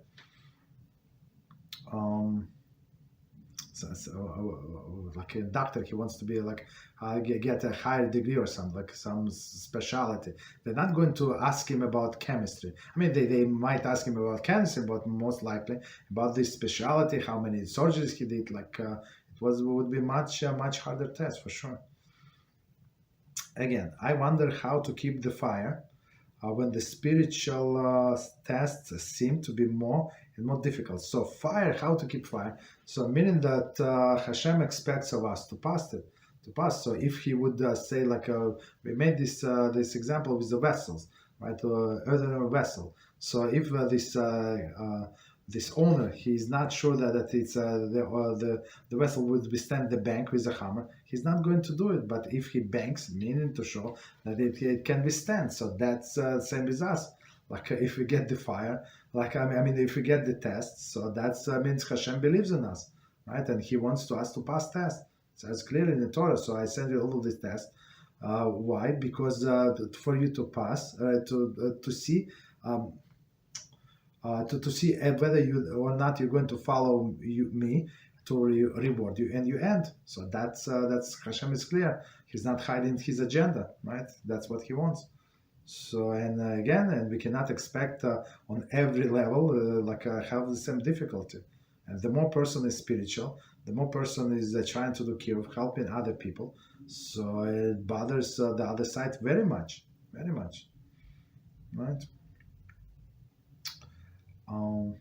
Right, Rabbi Reuven Shlita said, have you ever seen the Chabad house closing down ever in history? Never, right? So Yitzhak does not care. Let him stand, all of them. He's going to send all these donations from even there is no minyan, they're going to stand, and this menorah is going to shine like there is 3 minyanim, right? So Yitzhak does not care. But if you do something useful in the world, right, Yitzhak would care very much, very much, and you're going to have a test, right?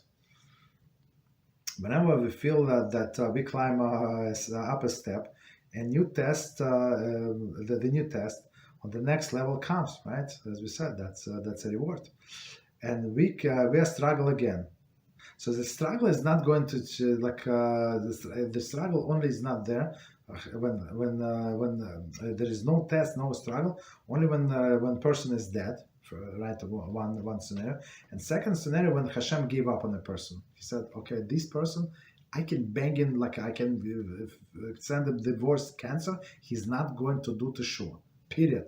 So so Hashem in his book, right? He wrote this person of the Alam Haba, and he gives them everything in this life. So that's when people don't have trouble and they have everything going for them. And so that's not a good sign. If you have trouble, if you have not trouble, if you have test difficulties, it means that you're alive and Hashem still expects of you more, right? Which is, I think, very positive. I think.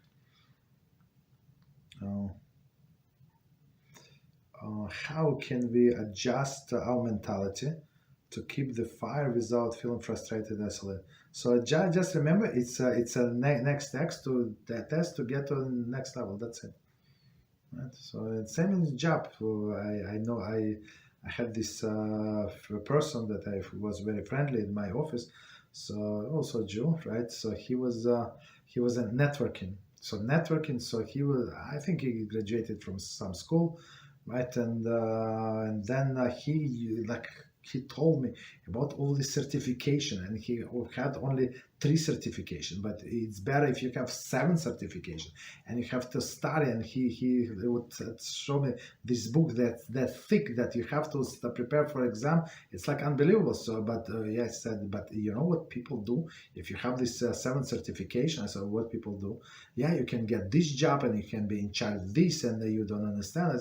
I said, really, yeah, I don't understand. But how many hours you need to take from your life, from your family, to get this certification? It's not like they were like poor people in networking that they cannot afford living, and they all was living in one tiny room. No, he was living in a nice apartment and stuff like that. So he just wanted much more money, but how much you need to sacrifice. So he told me with all of this extra certification, you can go to your boss and say, look, I need more money. But they would say, yeah, but why would you pay you more money if you're doing exactly the same job? And say, yeah, because I have this certification. It's very interesting, but it comes from sacrifice. Okay, again, different job, better job. So same is here, right? It's not for free. Okay, so next question. Is it said that one who thanks HaShem for his situation, HaShem will bring salvation to his life? Okay. Now, it's very hard not to want to start to thank HaShem for what we are going through, only to acquire salvation, and not because we're truly thankful for it after learning this concept. How can one work on a true thankfulness for the painful situation? Okay, very interesting question. Would it be a good formula to do it while not experiencing salvation? It's a very good question. So let's do from the beginning, try to answer. It says that the one who thanks HaShem for his situation, HaShem will bring him salvation in his life, right? So I guess we have to be grateful for any situation. So the fact that we are here and we are given chance to get this share in the world to come, that's already a reason to celebrate. So if HaShem wants to cleanse me, He wants to put me on a different level. He sent me in all of the difficulties, and it's actually. We learn in continuation of this topic of that we learn from Michtav Miliyahu. So as HaShem, you see, if HaShem before putting all the tzaddikim on different upgrading these tzaddikim, they put them on in a situation of lowest of the low. And Michtav Miliyahu Rabbi Desser Zatzal starts with whom? With Abraham. So and from what story? From Agada. And it says that our ancestor were idol worshippers, right? Terach, father of Abraham, right? So and as the sage said, that's how you start Haggadah. Our forefather was idol worship. Who is our forefathers? Terach, the father of Abraham, was our forefather. Never, when we say forefathers, we say Abraham, Isaac, and Yaakov. What Terach has to do with anything? So, and Rabbi Dasser Zatzal explains, so in order for Abraham to become as we know, the whole world know him, he had to be born in these very difficult situations, he was surrounded with a family of the idol worshiper. His father ratted on his own son to the king so that the king can kill the son. You understand? Everybody's an idol worshiper, the lowest of the lowest. And only in that circumstance, right, it was test, and when Abraham withstood this test, so he became Abraham, right? The same as Moshe Rabbeinu. He was brought up where? In the palace of the Pharaoh, right? And he was raised in his lap. Of course, the Egypt was the depravity of depravity, the lowest of the lowest of the world, the lowest of the lowest, right? And despite of everything, so Moshe Rabbeinu, withstood the test and became the Moshe Rabbeinu. So this test, we said, no, it's a bad, difficult test, yeah, but without this test, you cannot become Moshe Rabbeinu. And Jewish people, in a third example, I think it was 5 examples altogether, but the Jewish people had to go to Mitzrayim, lowest of the lowest, and they, Jewish people also, Mitzrayim was on 49th level of the depravity, same as Jewish people. Right, and they needed why? In order so they would so disgusted from this situation to get up. So this test everybody. So if you see, they know any simple days in our forefathers Yaakov's life. So when it was at the end of his life, it's they just skip. So Torah does not care about the good days, right? We cannot learn anything from tranquility, but from his suffering and for overcoming the obstacles, we can learn a lot. So, and that's what we have to keep in mind. So we always thank HaShem for we are alive. We have a chance to advance. We have a chance to go on a higher level, and that's it, right? So doesn't matter. It's this situation. HaShem they give us a role. One time he wants to see how we're going to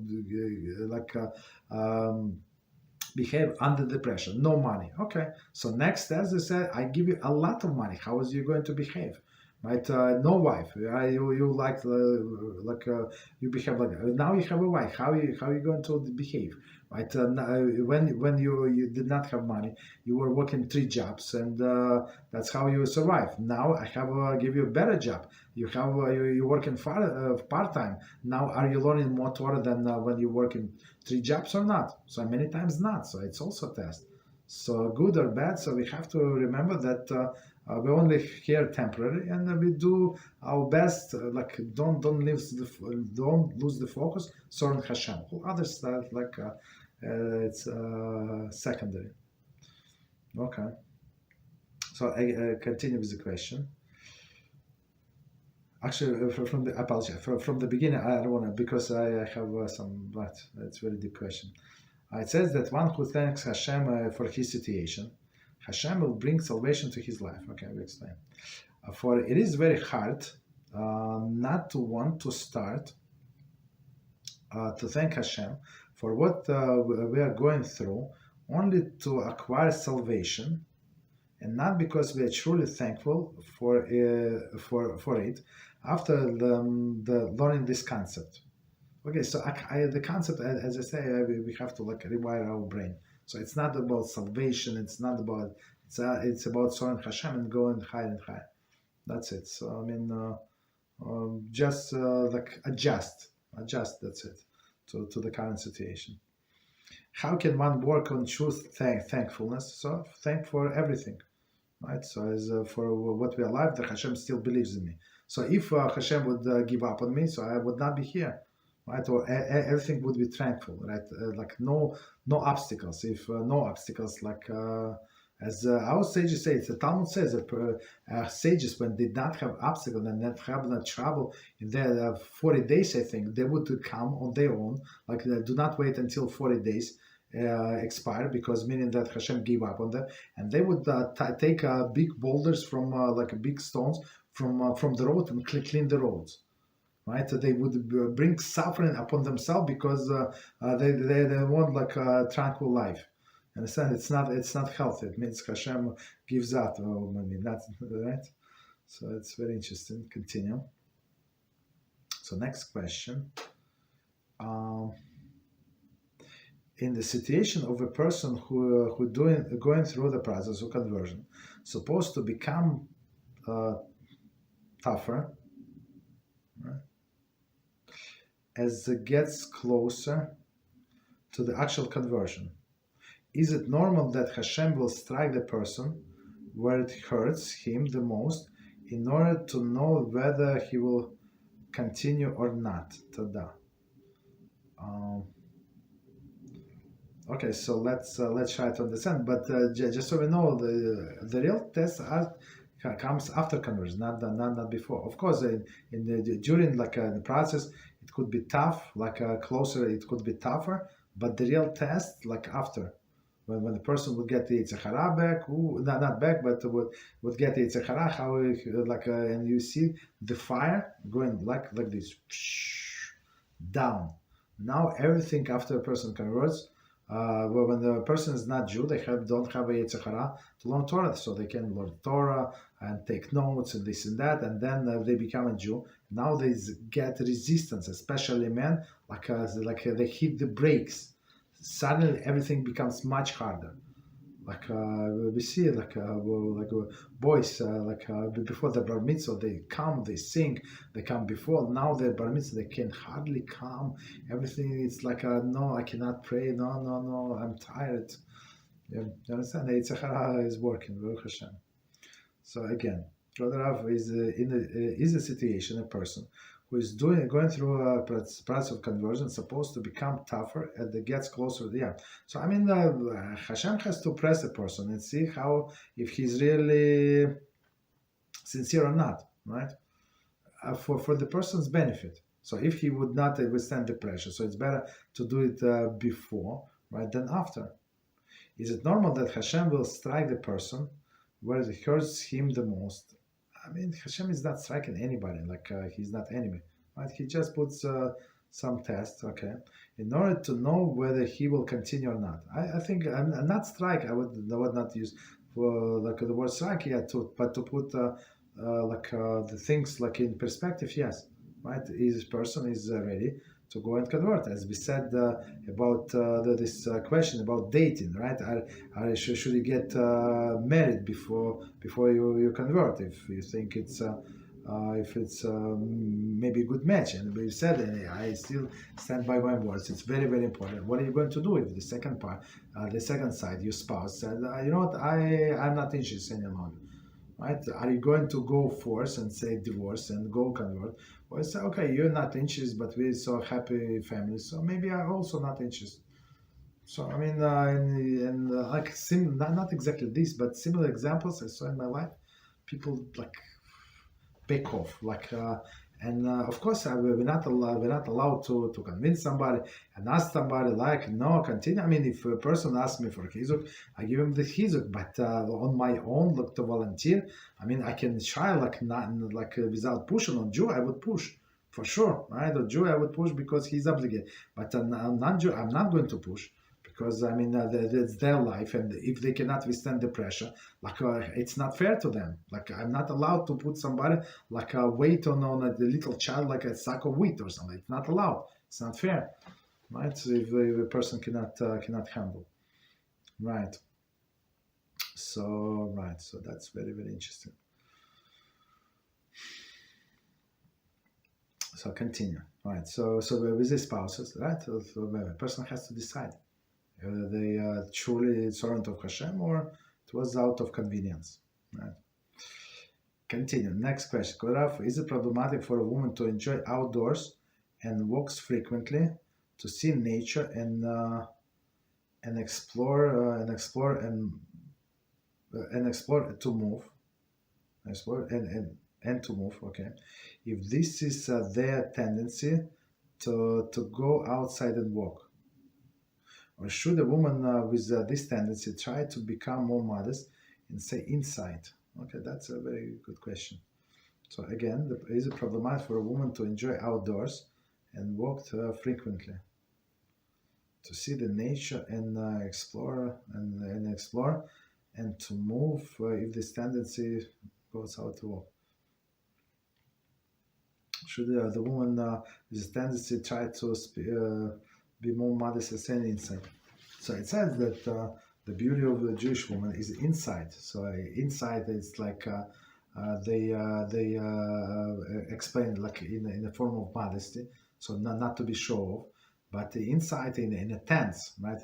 Inside 10 tense, and literally. So not to be too much in open. But if a person like to go walking, maybe not every day, see the nature, but from time to time, but there is no problem, right? There is special connection, a person with the nature, and some people do it, but they do it with a single woman. I would say it would be dangerous to be like in the parks, like maybe late at night or some there are not no people around. It would be a little dangerous, but otherwise there is no problem with the nature. But when a person get married, so they have to spend more time with the family, right? If you have kids and you have to go with the kids, that is a different story, right? But is it immodest? I would not say it immodest, but in the summer, so we, for example, my family, we try not to go anywhere in the summer, any park. When we go, when it's become cold, right? When people get dressed. So even a woman, she's not is not supposed to be other women not dressed properly, right? And men not dressed properly, like the way they're going to look at her, right? So that's a different story. Okay, so continue next question. If it is becoming almost regular in today's age to see people being shattered under the test, okay, is it right to assume that even such a terrible thing was the best? Sorry.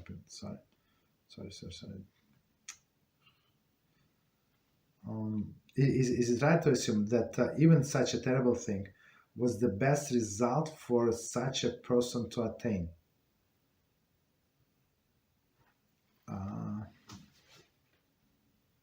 Since no test is too great, okay, so continue, and lack of the test would bring an even worse outcome. Okay, so let's try to understand the question.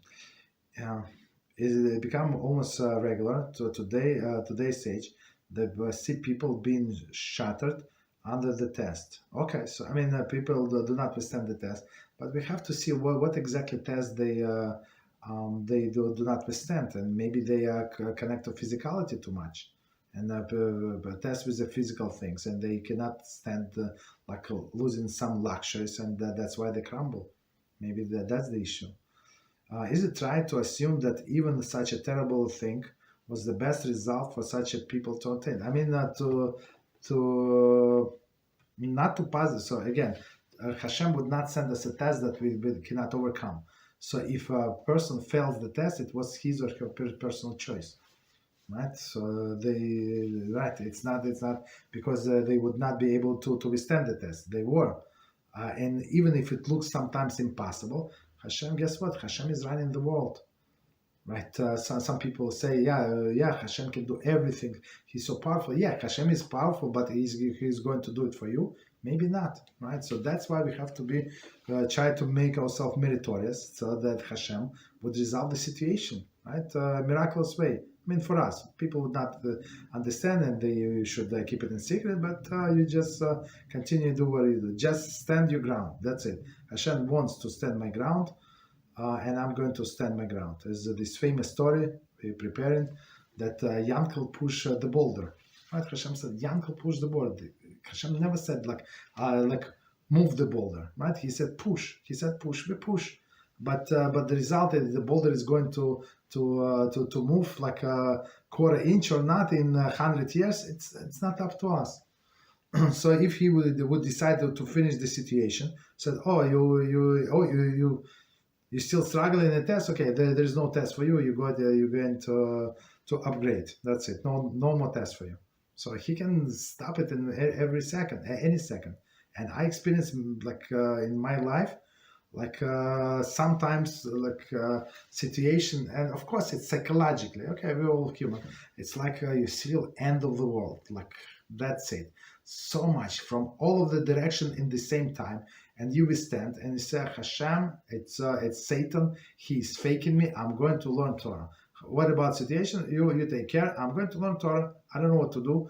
It seems like the world is crumbling. I'm going to learn Torah, and guess what? Hashem is would resolve the situation.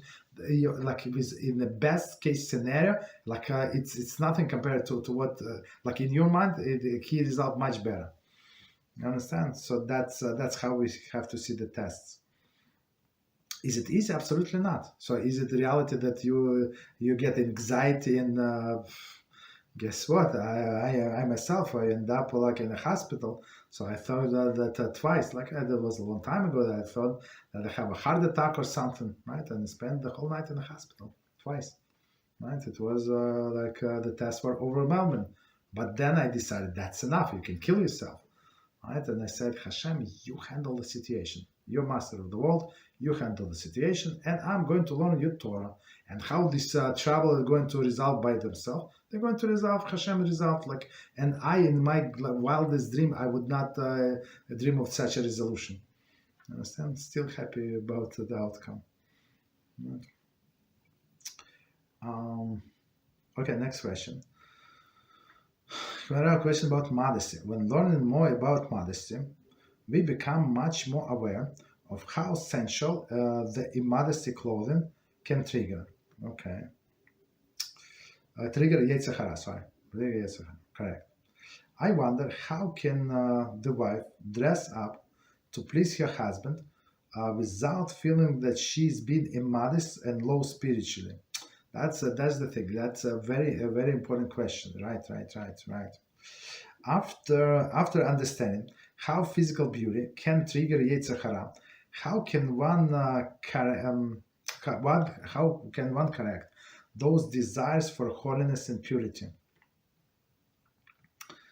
Okay, so let's do it again. So it's very interesting question. Very interesting. So question about modesty. When learning more about modesty, we became much more aware of the essential and immodest clothing can trigger Yetzer Hara, right? So you modest because you said I don't want all of these bright colors. I don't want to be like too tight. I don't want to be like all of the color, all the signs or like all of these things, not to attract attention. So and you see like all of the. And you see a lot of people who do attract attention. So people opposite gender follow them, be it man or woman. Today's the world is crazy. Many times the women chase men, right? It's usually it used to be opposite, but now it's not. It's not the case, right? I wonder how can a wife dress up to please her husband. So if he's if he's a learner of the Torah, he does not need to see this immodesty, right? If he's a kosher person, let's say, I mean, she can dress nicely in the house. Of course, that does not have to be as modest as an outside of the house, but does not provoke him. It could be in other ways, not the way she dressed. Okay. Because it is true that this clothing, this immodest clothing, that actually can bring the spirituality down. So she's trying to be this dress for this husband as people dress on the street. So how she's different? Of course, she's different, right? She does it for him, not for everybody else, not to attract everybody's attention. So if that's what the husband wants and he cannot live without it, okay. So she would need to do that for him, but try to calm him down, right? Make him a little more spiritual than that, right? But if that's what he wants, I think there is the area when she would give in. Okay. How can connect those desires to holiness and purity? They're not connected to holiness, to dress the girls on the street. They're not connected to holiness and the purity, right? It's garbage in the husband's head. That's what it is. You understand? So we have to work on it. I mean, as I said, sometime in another class, people ask me the question. Okay, comes from different people, but what I noticed is that the bottom line, how to fix the thing, global things, with in 5 minutes. How can you be holy in 5 minutes? How you can change your husband? Tell me the formula, and because he's lazy, he's this, he's that, and so he would change. I mean, I'm not sure, people, adults, they fall from the moon or something. I mean, maybe they believe that I have a formula. There's no quick fix formula. At least I don't. I'm not aware of, right? So it's hard work. You try to learn Torah together, and many times women are more spiritual than men, And why man is not so spiritual? Because they have a bigger Yetzer Hara to learn Torah, right?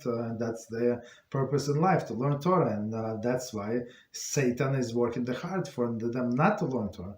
So it's a job of a woman to inspire him, right? And one of the things, let him be a little rabbi, right? Let him read the books and try to explain, try to guide him a little, and let him discuss things with you. So let him speak out loud and see how he sees it, and correct him, right, a little, or to the right direction. And the more he reads, the more he would understand. And when you ask him a question about what you read, and you know the right question, sometimes people should ask question each other not because they do not know, not because they taste each other, but she wants him to say it out loud, and he would feel better, right? And when you say out loud things, you remember better. That's why that's one of the reasons why our sages say that you have to study out loud, right?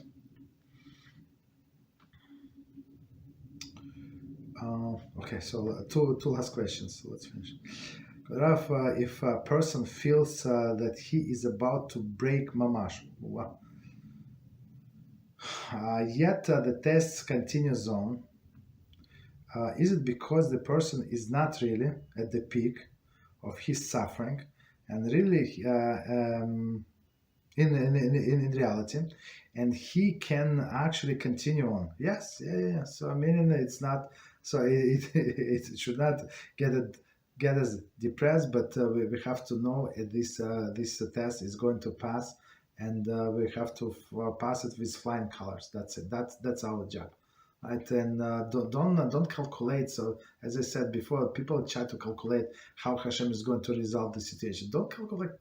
Let them do it, because infinite ways to do that. Let him do it. He's good. Let him do it, and I'm going to do what I cannot advance. Okay, at least I can stand the ground. At least I can stand what I achieved until this time, right? Don't step back, and that's it. That's what you do. So it's like many times, right? So at least just this story. Yankel pushed the boulder. Is the boulder going to move? No, but HaShem said push the boulder. We push the boulder. And the last question, and it says, Rav, if someone has a perfect track record of being able to cut off bad undesired comment, that's a big blessing, with ease throughout his or her entire life, would it still be foolish to get involved with a partner who is on a conversion track? No, there is no problem. So that's things that I personally, so I'm afraid that person naturally sincere, and he would go through if he would be alone, all right. But because he got married, and she said, "Yeah, I'm interested," and then she's not interested. So we said we had this issue. Unfortunately, I have this issue reported, and I told them not to. And when I saw that it's not going to work, I begged them not to, and guess what? They did not listen. Right, and the stupid guy, married a girl, and she said, "I'm going to keep Shabbos." What can be better in this world than keeping Shabbos? Psh, unbelievable! And she says all the slogans that they see on these Shabbatons, and how wonderful to be together and the family and this and that. And guess what? She never cooked in her life. She never do anything in her life, and now she's and she was only princess, and she would only do her nails. Right, and now she has to clean the house. Whoa, clean the house and cook, and if a woman is working, so our holy women, they don't sleep on Thursday. On Thursday night, maybe 2 hours. That's it. They have to go to work and on Friday and work full time. Understand, and take care of the husband, kids, and everybody else. You understand, themselves have to look pretty. So when that's a miracle. That's the biggest miracle, right? And this princess, she said, "Oh, I have to do that. So we're not going to go we're not going to get hosted with somebody else that have big family and she cooking anyway, so they can host us, so I can be a princess." And then after the people get tired of them a little, so she said, "Okay, no more Shabbos. It's too boring. It's like too much work for me." You understand? So even though I told the person, this inspiration is exactly zero. We must see the action. We must see the proof, right? When a person keeps the Shabbos, I don't know, 6 months, 9 months, 1 year. If somebody if they're going to marry her, let somebody marry her, but the risk is too great. Right now get divorced. Of course, they did not get divorced. He went down to exactly her level, unfortunately. I mean, it's very, very sad situation. But if person is strong, so going back to the case in the head, right? Even though when you get your feelings involved, it's not exactly breaking up with your school friends or like a childhood friend and spouse. It's not exactly the same, but I would say that there is no problem. Just doing this investigation. And that person also must be very strong in their mind. So even it's not going to work out, it's possible. So we're going to go separately to the final line. So that's, I think, is the main message here. So right. So let's stop here. Baruch Hashem, almost midnight in my time. So we learned a lot this week. Baruch Hashem. So and we added a new material. Baruch Hashem. We're going higher and higher. And spiritually, I see it from the questions, so we still struggle, and everybody, I also struggle, right? Baruch Hashem, because it's always shows that we are alive, and Hashem expects more of us. As Rabbi Reuven Shlita always say, when you think that you do a lot, you do more, and when you do more, right? You finish with doing more, you do more, because there is no limit in spirituality. There's no limit at how much a person can go down, and there's no limit how much can go up in spirituality. That's what we have to achieve week by week, day by day. Okay, so I wish everybody good Shabbos, and until next week, we're going to say maybe we start 5 minutes earlier. Beezrat Hashem. We'll see. Thank you and good night.